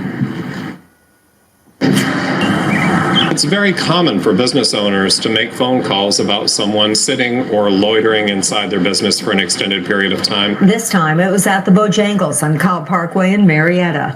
It was just after lunchtime Monday. A man had been in the restaurant for hours and refused to leave. Our officers arrived and went through multiple different entry points into that business. Investigators say when the man saw them coming, he tried to slip out the back. That's when he walked right into the arms of one of our other officers. The officer noticed the outline of a handgun in the front pocket of the man's hoodie and asked if he had any weapons. He's denied. Somebody said this is the blackest story. It couldn't have been no blacker if it was Popeyes, y'all. That he had Bojangles. Has any weapons, but immediately goes to put his hand into that front pouch where the handgun is located with a round in the chamber. Police say the officer grabbed 22-year-old Joseph Watson's arm and got the gun. It was a Glock. What in the Palm Beach palm tree is going on with this fool's hair, y'all? Nuh-uh. We ain't letting that ride. Yeah, we want to see the hammer, but what is going on with the dew? Like, what is that up there, bro? What in the Palm Beach, Palm Sunday, palm tree is going on with your head? What the hell is going on with him? Yes, that's the face he should be making with his head looking like that. The gun. It was a Glock that had been reported stolen out of Union City and modified with a switch. And modified to now become a fully automatic weapon. That weapon had one in the chamber, as well as he had a magazine with 31 rounds. Investigators also found a second gun and a backpack full of marijuana. Multiple baggies of marijuana, some packaged already for distribution and another larger one as just additional supply. Watson was arrested on multiple felony charges. Homeboy was like, he said, get rich or die trying. I'm bringing out the whole stash. He said, hell with building a block up. I'm coming out with everything. What you need, I can customize it for you right now. You want a nickel? They don't even sell nickels no more. You want a dime? What you need? Charges, and it all started with a call about loitering. Thankfully, this business owner contacted the authorities. This could have turned out very differently. Oh my God. And Watson is being held in the Cobb County Jail without bond. Reporting live in Marietta, Denise Dillon, Fox 5 News. Denise, thanks. Man, yo, people are acting up out here. It's not even summer fully yet. It's not even fully summertime yet, y'all. Oh, I'm sorry. I just can't believe it. And did you see his hair? Was that hair? Looked like a palm tree. Looked like the palm tree just exploded and the branches just went everywhere. Y'all do me a favor, because it's not easy finding this content, to make sure that it makes sense, staying on topic and staying on point, to make sure that you are fully entertained and kept up to date on what's going on with trending topics, current events, and much, much more. This is Our Bottom Line. We're the #1 show on YouTube from 6 o'clock until we're done. Why? Because we say so. And we got the best co-hosts as well. Go ahead and double tap that screen and get them likes up. You're right. It is not even summertime yet. Summer, summer, summertime. Get on over to Dallas. I told you, we don't just stay in one place. Let's get on over to Dallas. We got Pows fired at a Celine party involving over 800 teenagers. And you know what the owner of the spot said, right? I had no idea this was going on. I didn't. Yeah, sure you didn't. You didn't know that you was renting this out to somebody that was about to have a party with 800 people? Okay, cool. Let's go. Salina police are investigating shots fired at a party where hundreds of teenagers flooded a short-term rental. Good evening, I'm Steve Eager. I'm Heather Hayes. Police say remarkably there are no reports of injuries. Fox 4's Lori Brown live in Salina with the story. Lori. Hi there. Police say that the party here was promoted on social media and attracted 700 teenagers from around the Metroplex. The owner of this home told me that the short-term renters lied to him. This video shows just how out of control a party at a short-term rental publicized on social media can get. Salina police provided this dash cam video that shows officers running in as crowds of teenagers were running out. We also got a call that there's 10 men at the front gate and they had guns and they threatened to kill someone. Many of the cars were parked across the street at Collin College. But it wasn't until they went inside and they actually realized how vast this party was. Chief John Cullison says they believe 4 shots were fired at the home and 2 more shots were fired at Collin College. Immediately they encountered damage inside the facility. They also encountered a blood stain. So somebody with an Airbnb account rented that house, made a party, and this is what happened. Sheets, towels, and so then they were extremely concerned. The throngs of people ranging from 15 to 25 years old came from across the Metroplex. Not just local kids, but it looks like Dallas and other communities around here. Imagine all them people in your house and you thought you was just renting out to a family. They got 700 people inside that damn house. You know, those walls are toe up. You know that everything is messed up in there, especially teenagers. Oh, man. So this wasn't just a Salina concern. This is a metropolitan concern. With parents seemingly unaware. We had shots fired. We had assaults. We had people threatening to kill people. We have bloody sheets of the location. All these things are just an incredibly bad mixture that can end up in your child getting hurt. The homeowner told me the property was rented on the Airbnb platform. Somebody booked for it saying they need the property for a party of 7 people. Kishore Karlapudi showed us photos of the damage done inside. Somebody said they needed for a party of 7. No, it was a party of 700. Put about 693 more people on that guest list. We were totally shocked, and they've damaged the property. I told you the walls is gonna be all messed up because they putting their feet on stuff and whatever, smacking all against it. Tore that man house up. That $100 security and maid cleanup is not gonna cover this damage, buddy. You know, they took all the furniture out. Took all the furniture out. You know why, right? They needed space to party. From the living space, and they put it in the garage. They took all the wall fixtures, everything out. They broke the wall fixtures. Island was broken. Because they were standing on the island, remember? They were standing on that, making noise, yelling. The granite countertop was broken because it looks like kids danced on those. One teen who drove off was later arrested for DUI. Chief Cullison says he hopes that images like these will prompt teens to make better choices. It's about, do you want your parents to suffer through knowing that you went to a party and never came home?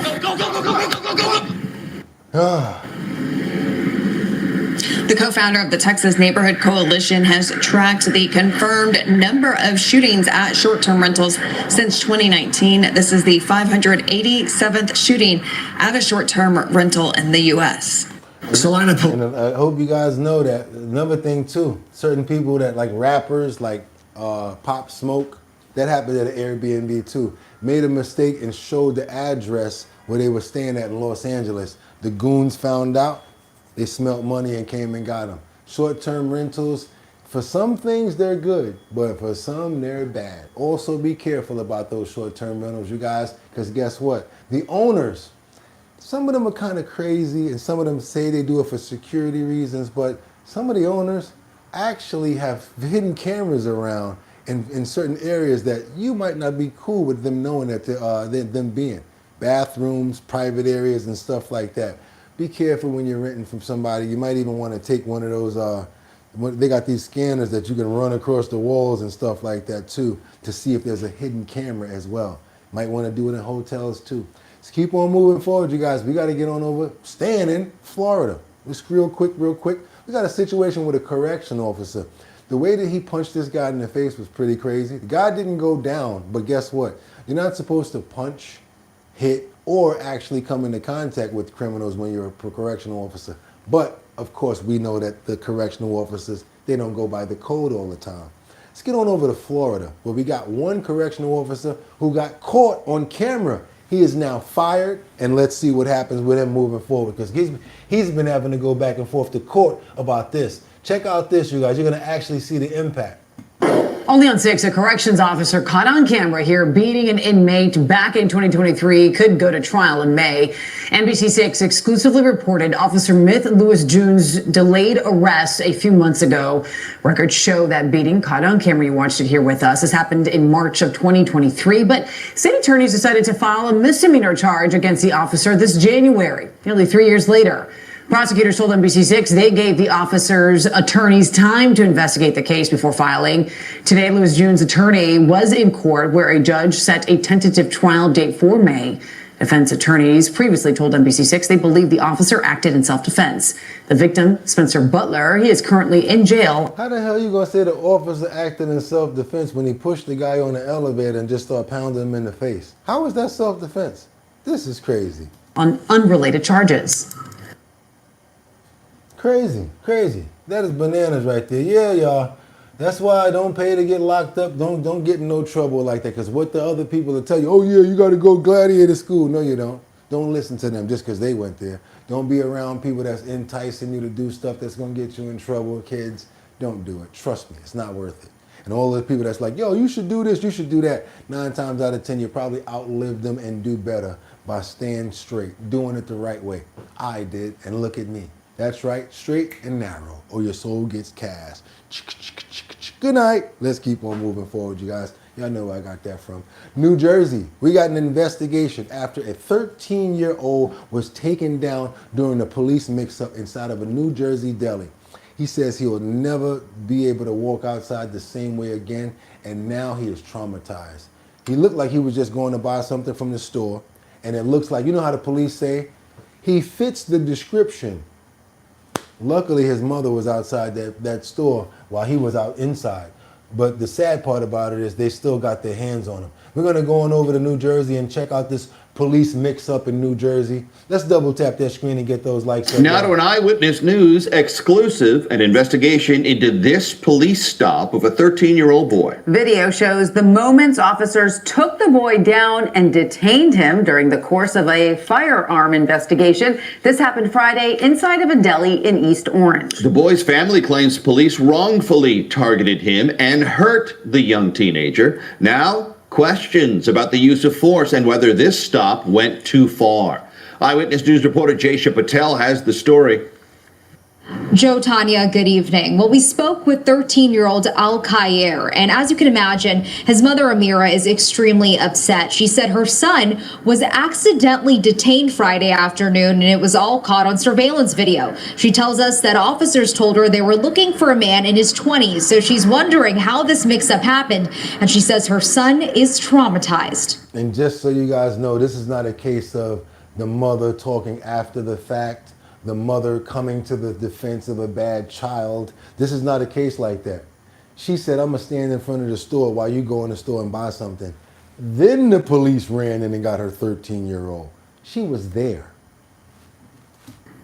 Al-Khair Williams was simply buying a t-shirt Friday afternoon when officers stormed in.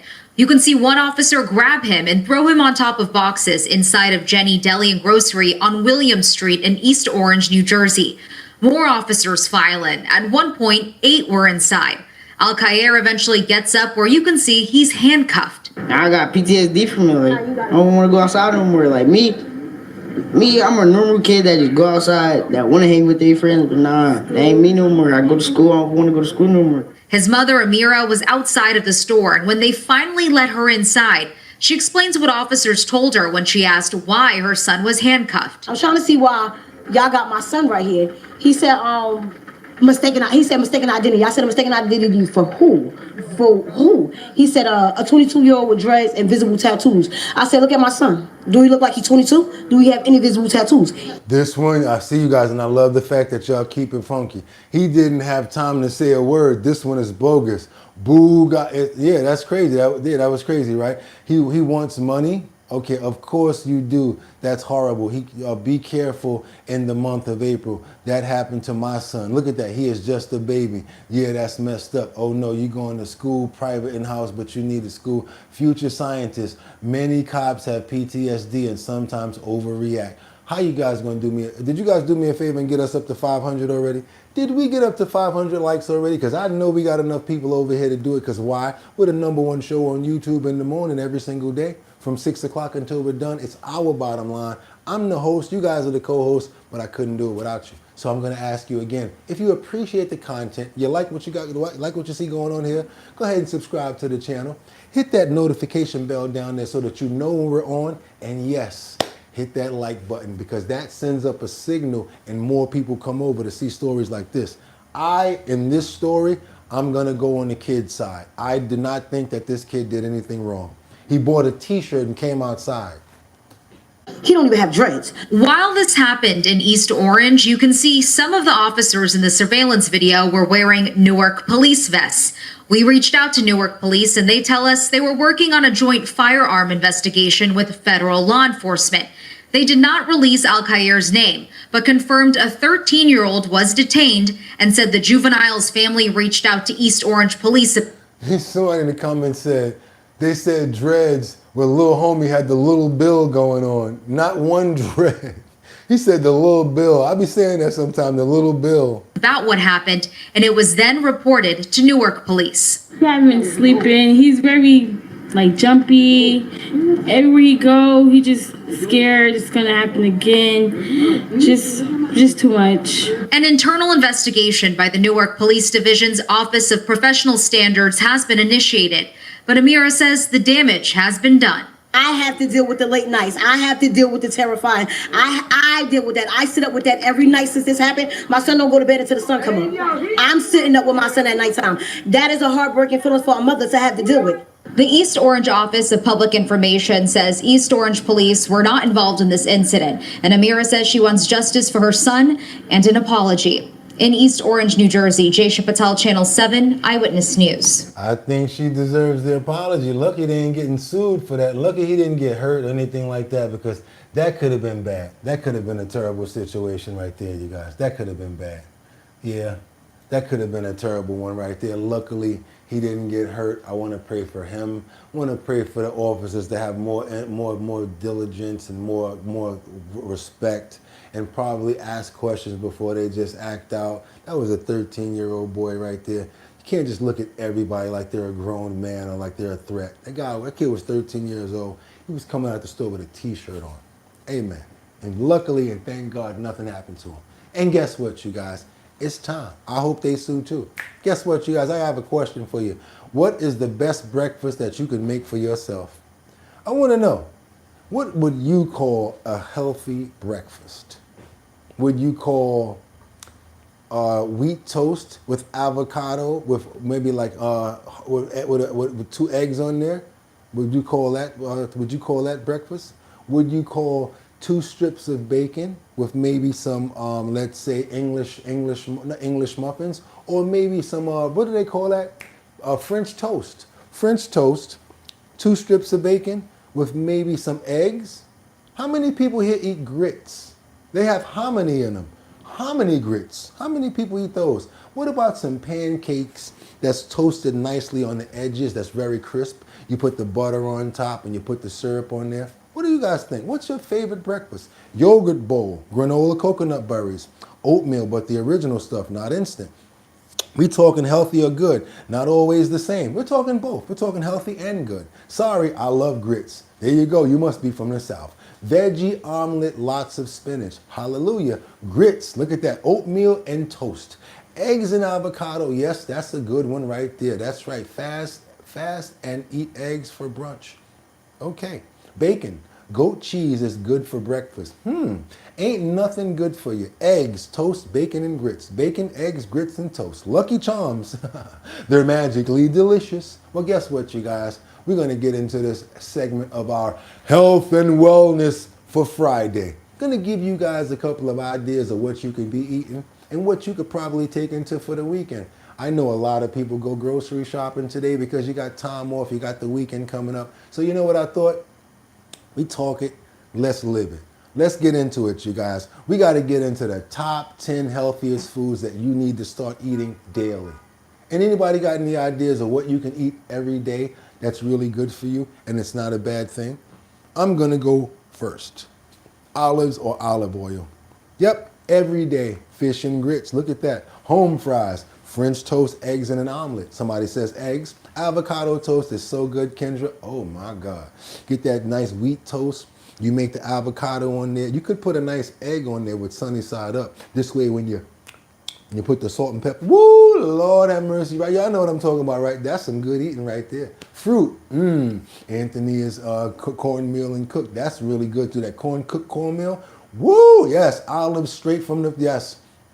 There you go. Let's get into it, you guys. We got to get into the 10 top healthiest foods that you need to start eating daily. Extra virgin olive oil, because certain things that it's good for. You know that olive oil, it cuts chronic inflammation and also has antioxidants. It helps with stress, and thanks to so much monosaturated fats and what do they call them? Polyphenols. It lowers bad blood. Certain things that we could eat every single day that's good for us. Try to start eating olives and using olive oil much more. Then you're gonna get right into it, you guys. We got much more. Eggs are very good for you too, for many different reasons. You know, salmon is also good for you as well, but you gotta just cook it the right way. Let's get into it, you guys. We gotta get into it. Hope I don't make anybody hungry, but I'm gonna tell you the truth. As soon as I saw this video, as soon as the food started coming in, I started going like this. Everybody after this, I won't get mad if you wanna get some breakfast, because guess what? We gotta get into this topic. We got to eat healthier and good. We don't have to eat bad food. Somebody said, are we talking good here or are we talking taste good? We can eat food that tastes good and also that's good for us if we prepare it the right way. Let's get into it, you guys. Let's go.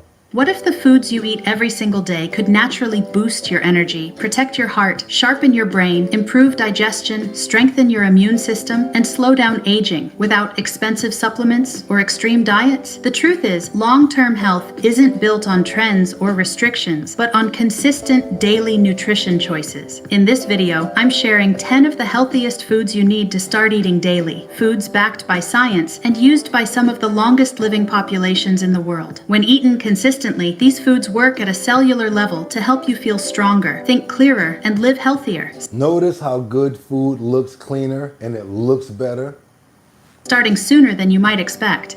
Number 1, extra virgin olive oil. Extra virgin olive oil is one of the most powerful daily health foods in the world, yet it's often underestimated. It is rich in monounsaturated fats and natural polyphenols that actively reduce chronic inflammation and protect the body from oxidative stress, which are anything that you can eat that helps you with inflammation, I'm all for it. Turmeric, olive oil, curcumin, all of that, I'm for it. 2 major drivers of heart disease and aging. Yes. Regular consumption helps lower falafel. harmful LDL cholesterol, supports healthy blood vessels, improves circulation. And this is not a paid promotion. We're not getting paid from anybody. This is our health and wellness section. We care about each other. So what I want to do is give us some healthy options that taste good. Because a lot of people, you said it. I was glad that that person said that. We're talking about taste good or is good for you. We're talking about both, because you can achieve it doing with good food as well.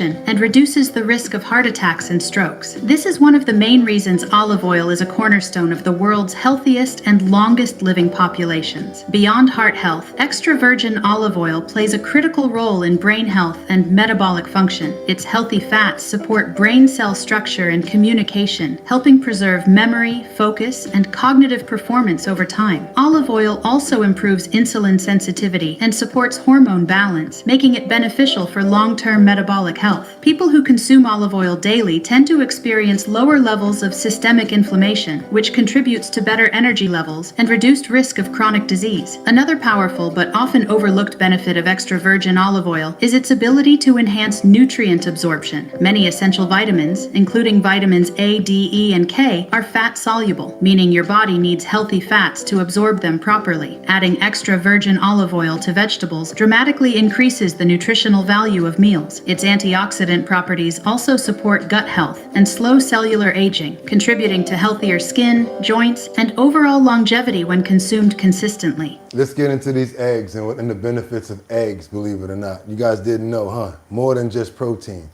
Number 2, eggs. Eggs are one of the most complete and nutrient-dense foods you can include in your daily diet. They provide high-quality protein containing all essential amino acids, making them ideal for muscle repair, metabolic health, and long-lasting satiety. Eggs are also packed with essential nutrients such as vitamin B12, selenium, and riboflavin, which support energy production, immune function, and cellular repair. Including eggs regularly helps stabilize appetite and provides sustained energy throughout the day. One of the most important nutrients in eggs is choline, a compound that plays a critical role in brain health, memory, and nervous system function. I love it. Brain health, nervous system, and nervous system functioning.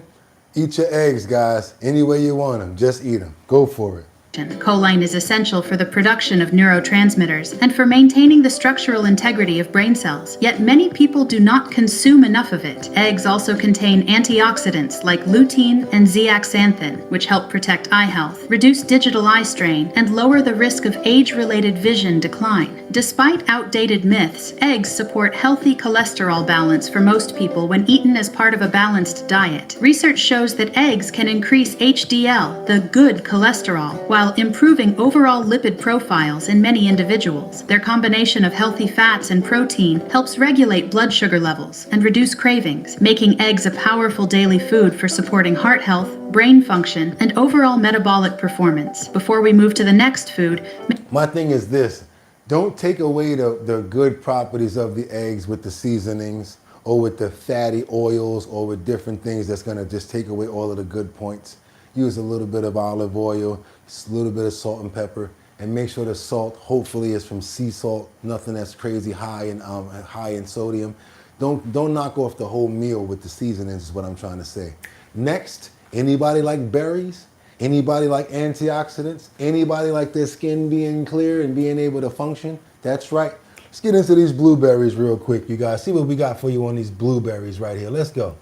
Blueberries are one of the most powerful antioxidant-rich foods you can eat on a daily basis. Despite their small size, they are packed with anthocyanins, natural compounds that protect your cells from oxidative stress and free radical damage, which are key drivers of aging and chronic disease. Regular consumption of blueberries has been linked to improved cardiovascular health by enhancing blood vessel function, improving circulation, and reducing inflammation throughout the body. One of the most impressive benefits of blueberries is their impact on brain health. Studies show that blueberries support memory, focus, and overall cognitive performance.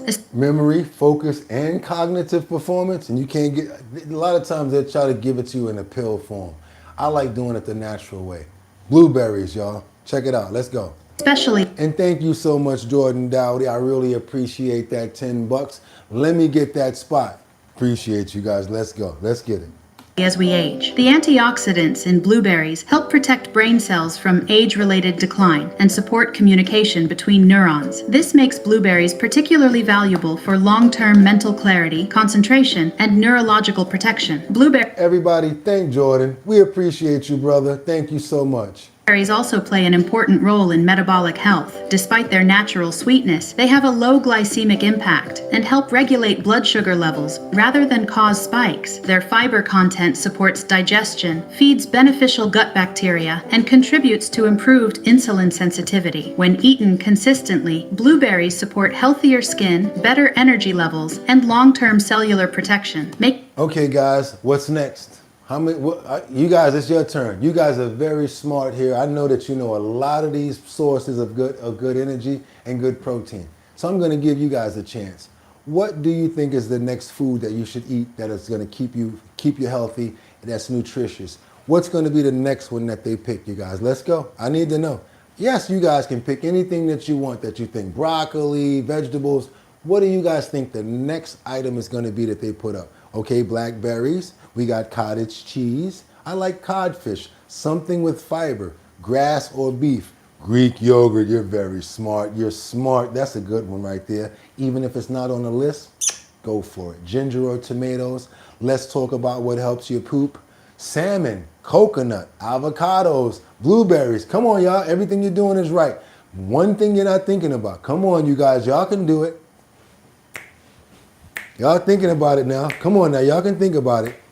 You put it with the rice, a little bit of rice and Legumes. That's right, you guys. We got to get into the legumes, the beans. Number 4, legumes. Legumes such as lentils, chickpeas, and beans are among the most nutrient-dense plant foods you can eat daily. They are rich in plant-based protein, complex carbohydrates, and fiber, providing steady energy without blood sugar spikes. Legumes also contain important minerals like iron, magnesium, and potassium, which support oxygen transport, muscle function, and overall cellular health. Their nutrient profile makes them especially valuable for maintaining. Now those look like some good beans right there. I don't know who cooking them beans right there, but I'm gonna tell you what's in that right there. That's beans. It looks like possibly some turmeric. It looks like some corn is in there. And it looked like I will get down on the bed of rice with that right there. Give me a little bit of that gravy right there on top of the rice. And leave me alone for about 10-15 minutes. I'll be right back. Maintaining energy levels and supporting long-term health. One of the biggest benefits of legumes is their powerful effect on digestive and heart health. Their high fiber content helps lower LDL cholesterol, regulate digestion, and promote a healthy gut environment. Legumes feed beneficial gut bacteria, which play a key role in immunity, metabolism, and so we could make these. This is beans. This is inflammation. This is kidney beans. He probably got a little bit of red meat in there with a better rice, and just make sure you guys got the right rice, or you can substitute the rice with couscous or something else, maybe some pasta even. You know what I'm saying? You guys, a little ideas to something to spice up the menu and eating good. And do me a favor on this one too, because I go to the Spanish restaurant a lot. I'm always at the malecon, getting the red rice and all of that too. But let me tell you something again. Don't over season the beans. Because you get the good things out of the beans, but now you put all that sodium in it. You got all that adobo in there. No, we don't need to do that. A little bit of garlic, a little bit of olive oil, salt and pepper. And if you want to put maybe, that's it, I would say. And maybe a little bit of mint leaves. Let's keep on moving forward. Control. Regular legume consumption has been linked to improved cardiovascular health and a reduced risk of heart disease. Legumes also support metabolic balance and healthy weight management. They promote long-lasting satiety, helping... Yes, we know the song, beans are good for your heart. The more you eat, the more you... We know it. Let's get on to the next category, you guys. And I know, I'm not even going to ask you again because you already said it. Somebody already said it. Salmon. Salmon. Watch how much protein you get out of this salmon right here. Watch this. Longevity, making them a powerful and affordable daily health food. Number 5, salmon. Salmon is one of the most powerful foods you can eat for heart and overall cardiovascular health. It is exceptionally rich in omega-3 fatty acids, which play a critical role in reducing chronic inflammation, improving... Now y'all tell me that don't look delicious right there. I don't care what you eat, I'm vegan and that look good to me. Look at those delicious looking avocados up there. The seasonings looks like it's hitting perfect. Y'all tell me y'all not getting hungry right now while watching this video. I can't wait for this to be over to go get something to eat after this one, y'all. That look at there, look at Jay like, yes Lord, look at that. Somebody said they hate salmon, beans, musical fruit. Now I'm hungry. Looks like chili tonight, wild caught only. Somebody been paying attention. Guido the bird, he said wild caught only. That's right, salmon is the that's right, there you go. Blood vessel function and supporting healthy blood flow. Regular salmon consumption has been linked to lower triglyceride levels, improved cholesterol balance, and a reduced risk of heart disease and stroke. These benefits make salmon a cornerstone food for long-term heart protection. Beyond heart health, salmon is essential for brain function and mental performance. Why wouldn't you want that? Brain function and mental performance. Thank you for telling me that. Yes, I need to know that. Omega-3 fatty acids are a major structural component of brain cells and are vital for memory, focus, and cognitive... Those are called salmon steaks, by the way, you guys. You take the salmon and you chop them down like that. They're called salmon steaks. Woo! I know y'all gonna get busy on some salmon tonight. Somebody gonna buy some salmon tonight. I already know it. Clarity. Salmon is also an excellent source of high-quality protein, supporting muscle maintenance and recovery, as well as vitamin D, which plays a key role in immune strength, bone health, and hormone regulation. Now let's get to these leafy greens.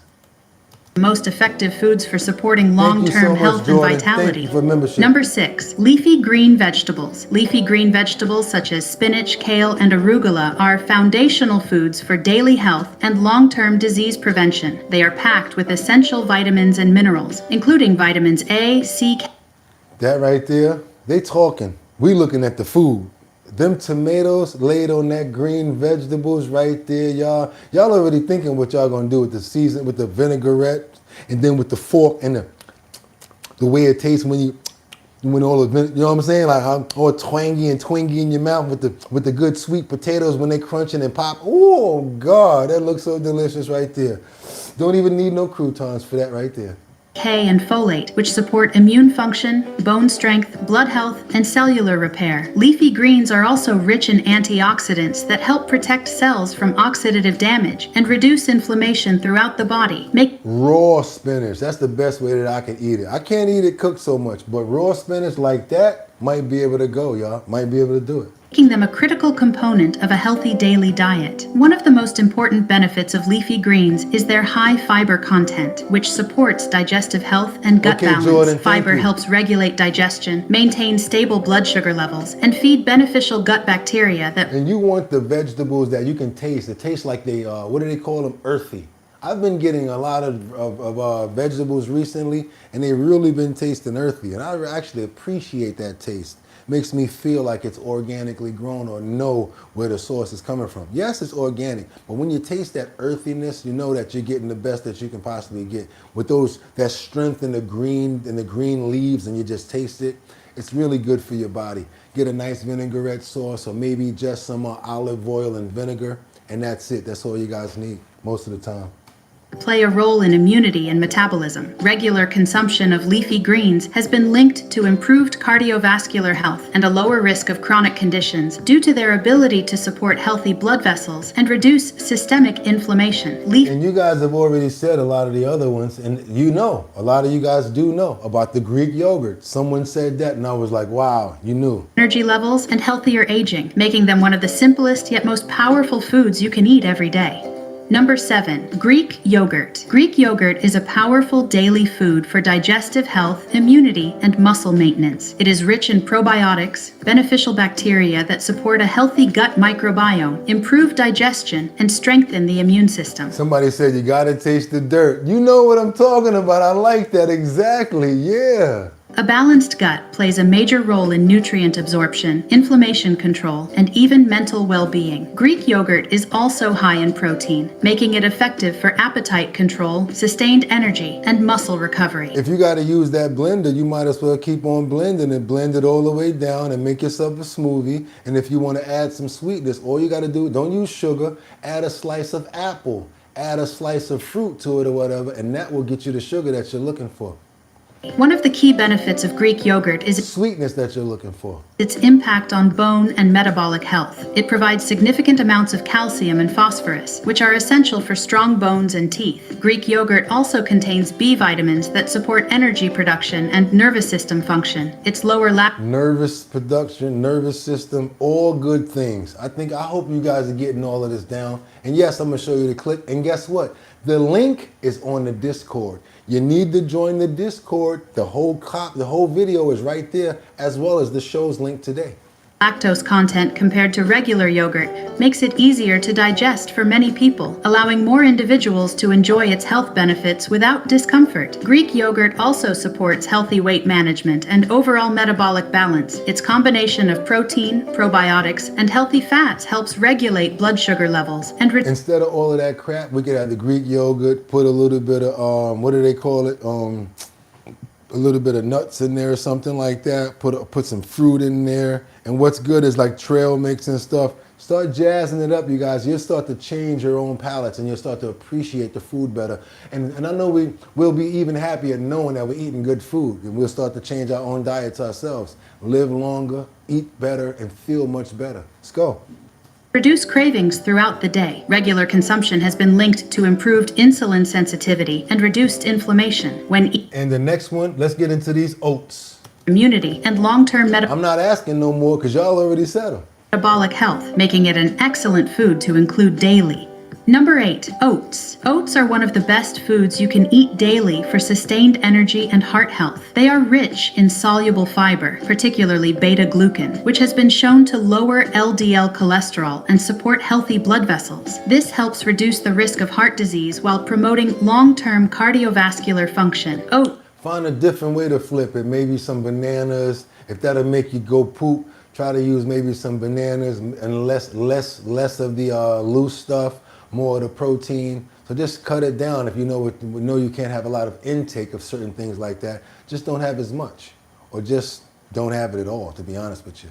Oats also provide complex carbohydrates that release energy slowly, keeping you energized and focused throughout the day without sudden blood sugar crashes. One of the most valuable benefits of oats is their role in blood sugar and metabolic health. Oats help slow digestion, leading to more stable blood sugar levels and improved insulin sensitivity over blood sugar, insulin, all good things that we want to know, we want to deal with, right?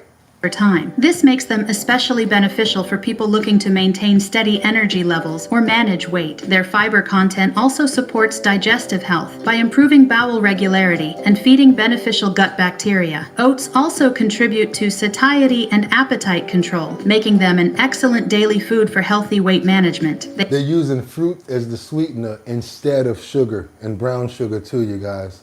You could use monk fruit sugar, but I wouldn't suggest it. I would suggest to sweeten your oatmeal, just use fruits. Try to do it that way. They help you feel full for Peaches are really good. Peaches and oatmeal, oh boy, I don't even got to tell y'all about that. Put some peaches in some oatmeal, oh, it's over. Longer periods, reducing unnecessary snacking and overeating. And last but not least, well, not really last, but the next topic that we got to get into, one of my favorites, because I love them. I don't like so much peanuts anymore because they don't have too much vitamins and nutrients in them. But you know the best nut of all, besides the hemp, is the sunflower seed. Very much, a lot of protein, packed with a punch, and even though it's a small seed, it's a very mighty seed. Let's get into the nuts, you guys. Let's go. Metabolic balance and long-term heart protection. Number 9, nuts. Nuts, such as almonds and walnuts, are small but incredibly nutrient-dense foods that provide powerful health benefits when eaten daily in moderation. They are rich in healthy fats, plant-based protein, and fiber, which support heart health, stable energy. Thank you so much, Kalesa, for the comment about the kombucha. I think that's what you said, instead of the yogurt. Thank you for the comment. That's how we work with each other, and that's why everybody needs to go to the Discord, because we can help each other with comments like that. This show does not stop after the comments go off. We have a Discord where we can keep this going. Let's go, you guys. Let's get it. Levels and long-lasting satiety. Nuts also contain important minerals like magnesium, zinc, and potassium that support muscle function, nerve signaling, and overall cellular health. Including nuts regularly helps provide steady nutrition without sharp blood sugar spikes. One of the most important benefits. I don't know about y'all, but that looks delicious to me. If I had that right there, I'll be chilling like for a whole half hour or something like that, a whole hour or something, just getting it. Look at those. You got the walnuts over there. You got the raw cashews. Look at the cranberries, all different seasons. You can see they like different sorts of stages of the curing. Then we also got up there, what's that? Walnuts. I see we probably got some chestnuts up there. Oh man, I'll get busy on that whole bowl right there. Look, y'all will get busy on that, right? Y'all will get busy on that. Look. Benefits of nuts is their impact on cardiovascular and brain health. Walnuts are especially rich in omega-3 fatty acids, which help reduce inflammation, improve blood vessel function, and support cognitive performance. Almonds have been shown to help regulate cholesterol levels and support healthy blood sugar control. Regular nut consumption has been linked to a lower risk of heart disease and improved metabolic health when consumed as part of a balanced diet. Nuts also play a key role in appetite control and weight management. Their combination of protein, fiber, and healthy fats promotes fullness and reduces cravings throughout the day. Excellent source of protein throughout the day. Instead of potato chips and all that crap, try to get them raw. You'll get used to it. You don't need them salted. You actually appreciate the raw nuts because they're sweeter and more natural. Despite being calorie-dense, studies show that people who eat nuts regularly tend to have better weight control due to improved satiety and metabolism. When eaten consistently in appropriate portions, nuts support long-term heart health, brain function, and overall metabolic balance. And last, but nowhere near least, we got to rinse all this stuff down, right? We got to wash it down. What are we going to wash it down with? You guys should know what we're going to wash it down with, right? You probably don't like it, but it's one of the best things that you could actually drink. You could have it hot or you could have it cold. Maybe with my tips today, I might go and get some. That's right. I might go ahead and get some green tea. Let's go, you guys. Let's go. Number 10, green tea. Green tea is one of the healthiest beverages you can consume on a daily basis, offering powerful protective benefits throughout the body. It is rich in natural antioxidants, particularly catechins, which help neutralize free radicals and reduce inflammation at a cellular level. Regular green tea consumption has been associated with improved heart health, better blood vessel function, and reduced risk of cardiovascular disease. These antioxidant compounds help protect cells from damage and support long-term health and longevity. Never notice how a lot of Asian people, after they finish their meals, they like to drink tea. They sit down calmly and they have tea or while they're eating, because it helps settle your stomach. It helps like draw your stomach up so it's like ready to prepare and hold on to things. It's also a great form of like, lining your stomach as well without the sugar. So yes, tea is a great source of calming as well as helping you digest your food after you finish eating as well. That's why you see a lot of Asian people drink tea after they eat. The standout benefits of green tea is its impact on brain function and mental clarity. Green tea contains a unique combination of caffeine and L-theanine, which work together to improve focus, alertness, and calm concentration without the jitters often associated with coffee. This combination supports cognitive performance, reaction time, and memory, while also promoting a relaxed mental state. Drinking green tea regularly can help support brain health and reduce age-related cognitive decline. Green tea also plays an important role in metabolic health and fat metabolism. Its bioactive compounds help support healthy blood sugar levels and improve insulin sensitivity over time. Green tea has been shown to gently increase fat oxidation, supporting weight management when combined with a balanced diet. When consumed consistently, green tea contributes to improved energy levels, better metabolic balance, and long-term wellness, making it an excellent daily habit. If you start eating even a few of these foods every single day, you're not just improving your diet, you're investing in your energy, your health, and your future. Real transformation doesn't come from extreme plans, but from small daily choices done consistently. Small daily choices done consistently. If you appreciate the content that you're seeing over here and you have not subscribed yet, what are you waiting for? Also, if you want to know when we're on, hit that notification bell down there so it gives you a notification every time we're on. And if you feel like it, you want to spend $3, go ahead and subscribe to the channel. I mean, it's Friday, shouldn't hit you that hard. You know what I'm saying? We working up for the premium fund now. If you guys notice, we have not seen not one commercial the whole time. Why? We are now on a premium account because you guys told me I should do it. And guess what?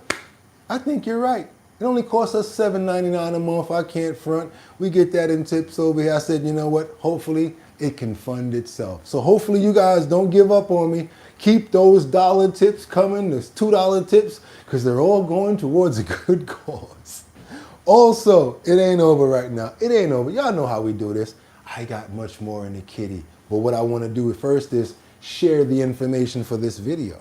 This is the top 10 healthiest foods you need to start eating daily. Again, the top 10 healthiest foods you need to start eating daily. It's on the Healthy Grams channel. The only difference between going for that one-off and going to join our Discord is this. Every day when we do a video, we put the video link as well as our nutrition, our health and wellness section up as well. So you can go and get this one time, or you can join the Discord. It's called Our Bottom Line. How do you do it? You pick up your phone, you go to the App Store, you find a thing called Discord, D-I-S-C-O-R-D. Looks kind of like a game controller with two eyes, right? Then you click it and you download it, right? And then you type in the search H-O-U-R. Oh, it popped up. Boom, Our Bottom Line. I'll see it on the other side. I'll accept. And now we are family. When you hit me on the Discord, it goes off on my hip. I can see it because it's on my mobile. If you want to put it on your laptop, on your computer, that's a different setup. I'm not too savvy on how to do that. I recommend putting it on your phone. Go to the App Store, download DISCORD. That's where the rest of the fam hangs out after we get over here. Off of here, you guys might want to come and pull up and chill with us on a different time. So go to Discord and download Discord and then become a friend of the show, Our Bottom Line. And you know what we're going to do right now, you guys? We can't stop it. We got to keep it going because it's Friday. We got to entertain. I got to entertain you guys. So guess what? Here's something that I don't normally do that I want to do now because it's beautiful and it represents our country. And even if we get flagged for it, we don't even care. Let's go, you guys. Let's get into this next clip that I got for you guys. All I'm going to say is, God bless America. God bless the USA. Go ahead and zoom in the best that you can. I really would appreciate. I'm not sure if this was sent to me by one of our co-hosts, but at this point, you guys are supplying so much video, I won't even remember at this point. I'm sorry, I just won't know. But I do use your videos, and I always put them up if I like them. I don't like this video. I love this video. You're about to see two forms of art, and you're gonna love it when it comes to the end. Do me a favor, open up those screens, zoom on in. I want you guys to see what's going on here. And all I'm gonna say is, God bless America, the land that I love. Let's get into it, you guys. Let's go. Oh, say, can you see by the dawn's early light what so proudly we hailed at the twilight's last gleaming, whose broad stripes and bright stars through the perilous fight, oh, the ramparts we watched were so gallantly streaming, and the rocket's red glare, the bombs bursting in air, gave proof through the night that our flag was still there. Oh, say does that star-spangled banner yet wave? Oh, the land of the free and the home of the brave.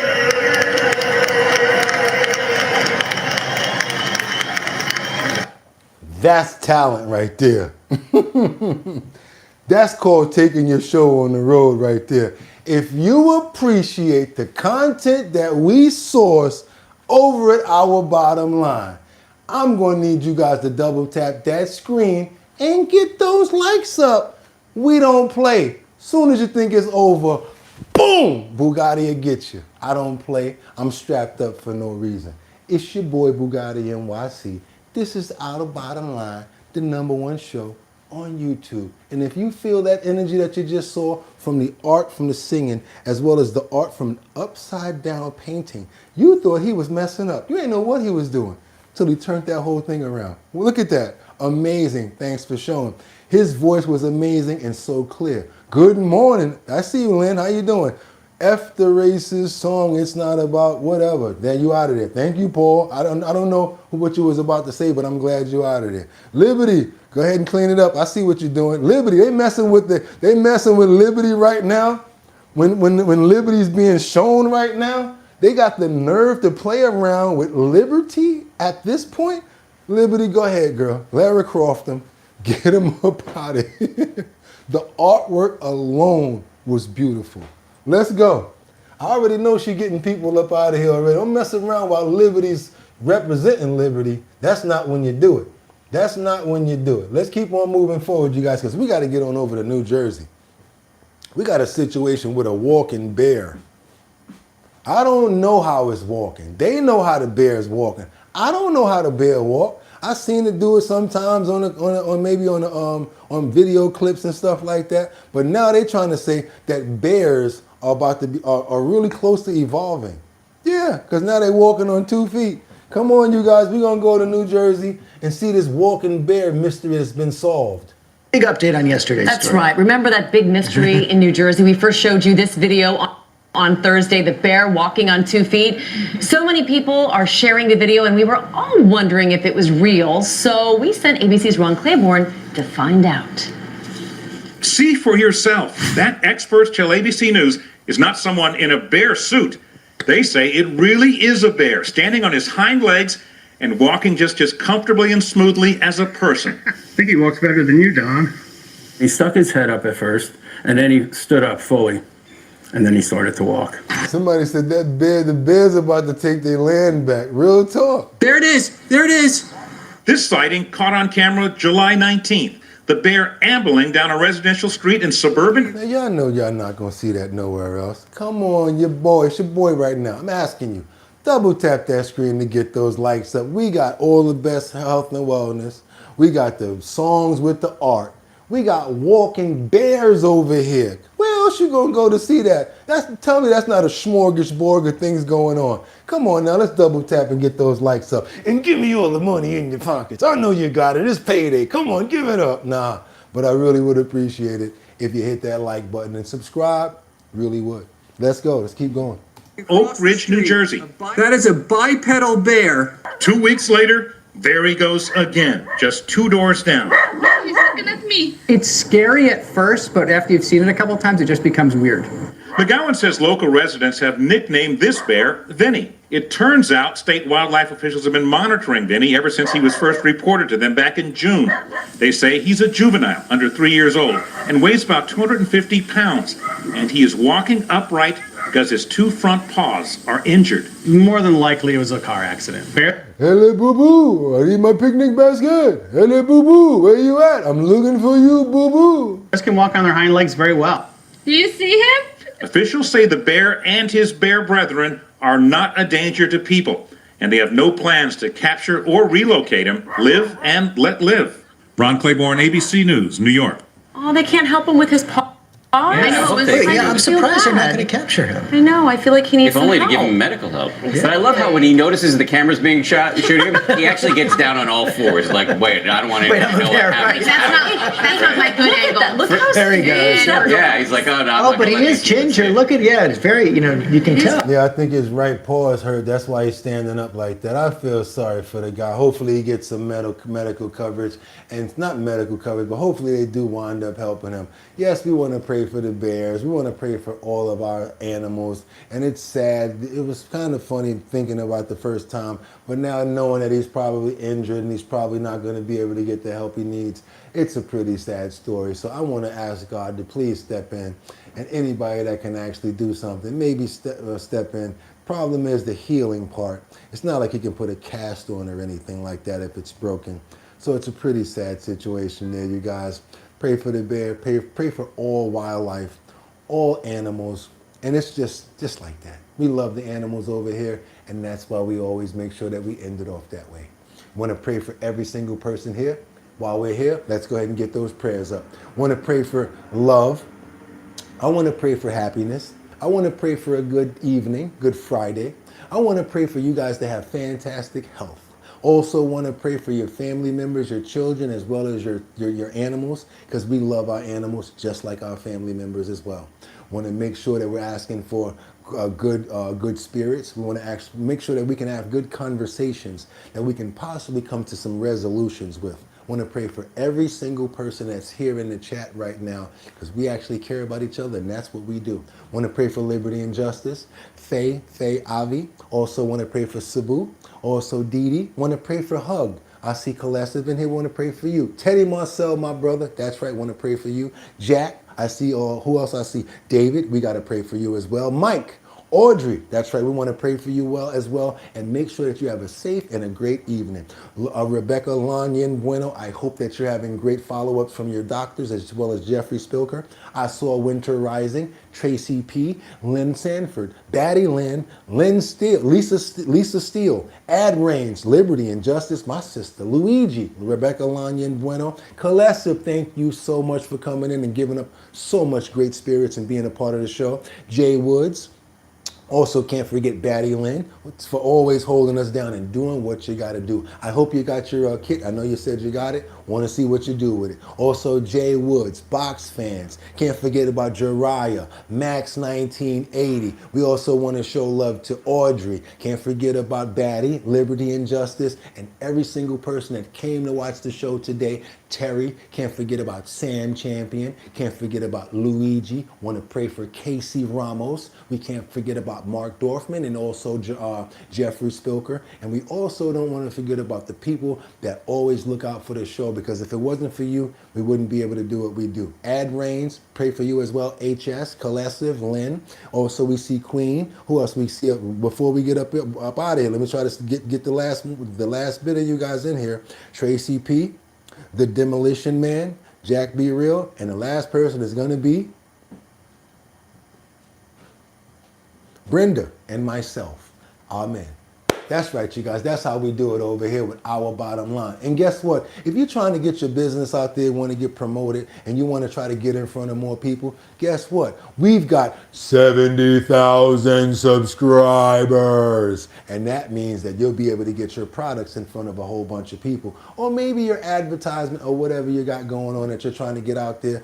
You know what you want to do? If you're subscribed to the channel, if you're already a member, we want to help you. Send over your promos to us at bridgethisllc@gmail.com. The email again, bridge, like the Brooklyn Bridge, this LLC@gmail.com. I'll get your email and I'll put it up in the post notification area. The only extra thing is your artwork has to be in 1080 by 1080 pixels in order to fit in the post notification area. I'm going to also ask that all of our family members, everyone who already has keychains and whoever has our decals, come on, you guys. I need those photos. I want to see those photos of you holding up those decals. It's your girl. I want to see you guys holding up those keychains because I want to put it up in the post notification area.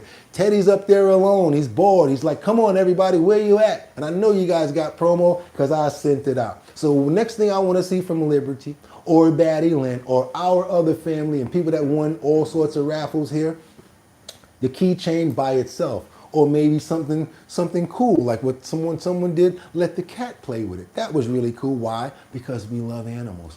Also, that's right, we got the sticker over here. Put this on your laptop, put it on your mug, thermos, or whatever. Take a shot with it. Let us know that you're part of the family, you guys. Also, you can go to the website, pick up one of those for $3 or $4.99. We don't do the hyped up prices over here. Any other page you go to, keychains $12.99, sticker $5 or $6, $7.99. We don't do that. We do $3.99 and $4.99. Why?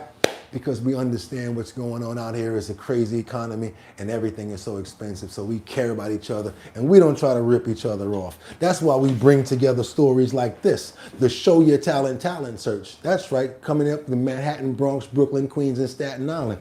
That's the one where you could win, boom, $250. Already working it out with the distributors now to locate where we're going to be at. That's right, Manhattan, Bronx, Brooklyn, Queens, and Staten Island. It's the Show Your Talent Search.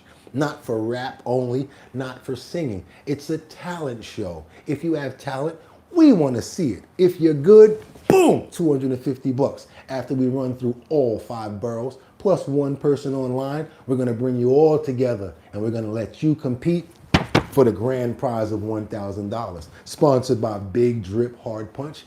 And I'm your host. I'm going to be there. So when you guys pull up to the events, I'm going to be there with my DJ. That's my DJ, DJ Don Dada, formerly of Black Ink Crew. That's my DJ. She's there with me all the time. That's why you guys got to be 21 and older, because most of the time we're going to be at a liquor store or at a restaurant that serves alcohol. Big Drip, 14% alcohol by volume, 12 ounces.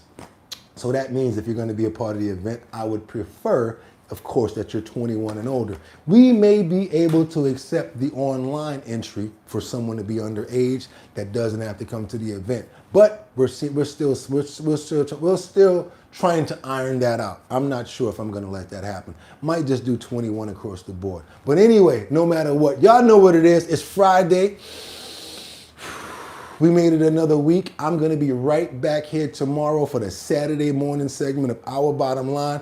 I can't wait to see you guys again, because guess what we got to do? Trending topics, current events, much, much more. My antics, the #1 co-host in YouTube right now, you guys and me. I got to be pretty good myself to be able to pull this off. So yes, you guys, I can't wait to see you guys tomorrow. Right here, 6 o'clock in the morning. It's your boy BOOGOTTINYC. Hope you guys love the show. I think we had a pretty good one. Again, if you guys want those, want the clips, go to the Discord and join the Our Bottom Line Discord. Every time we do a show, we put it up in the Discord. Also, every one of our health and wellness sections is always linked, so you can go back and watch the video yourselves. It's your boy BOOGOTTINYC. It's Friday. Like I always told you, y'all could have went anywhere. Fact of the matter that you came here to chill with me, I appreciate you. So until tomorrow, 6 o'clock, right back here. Get 'em! Peace.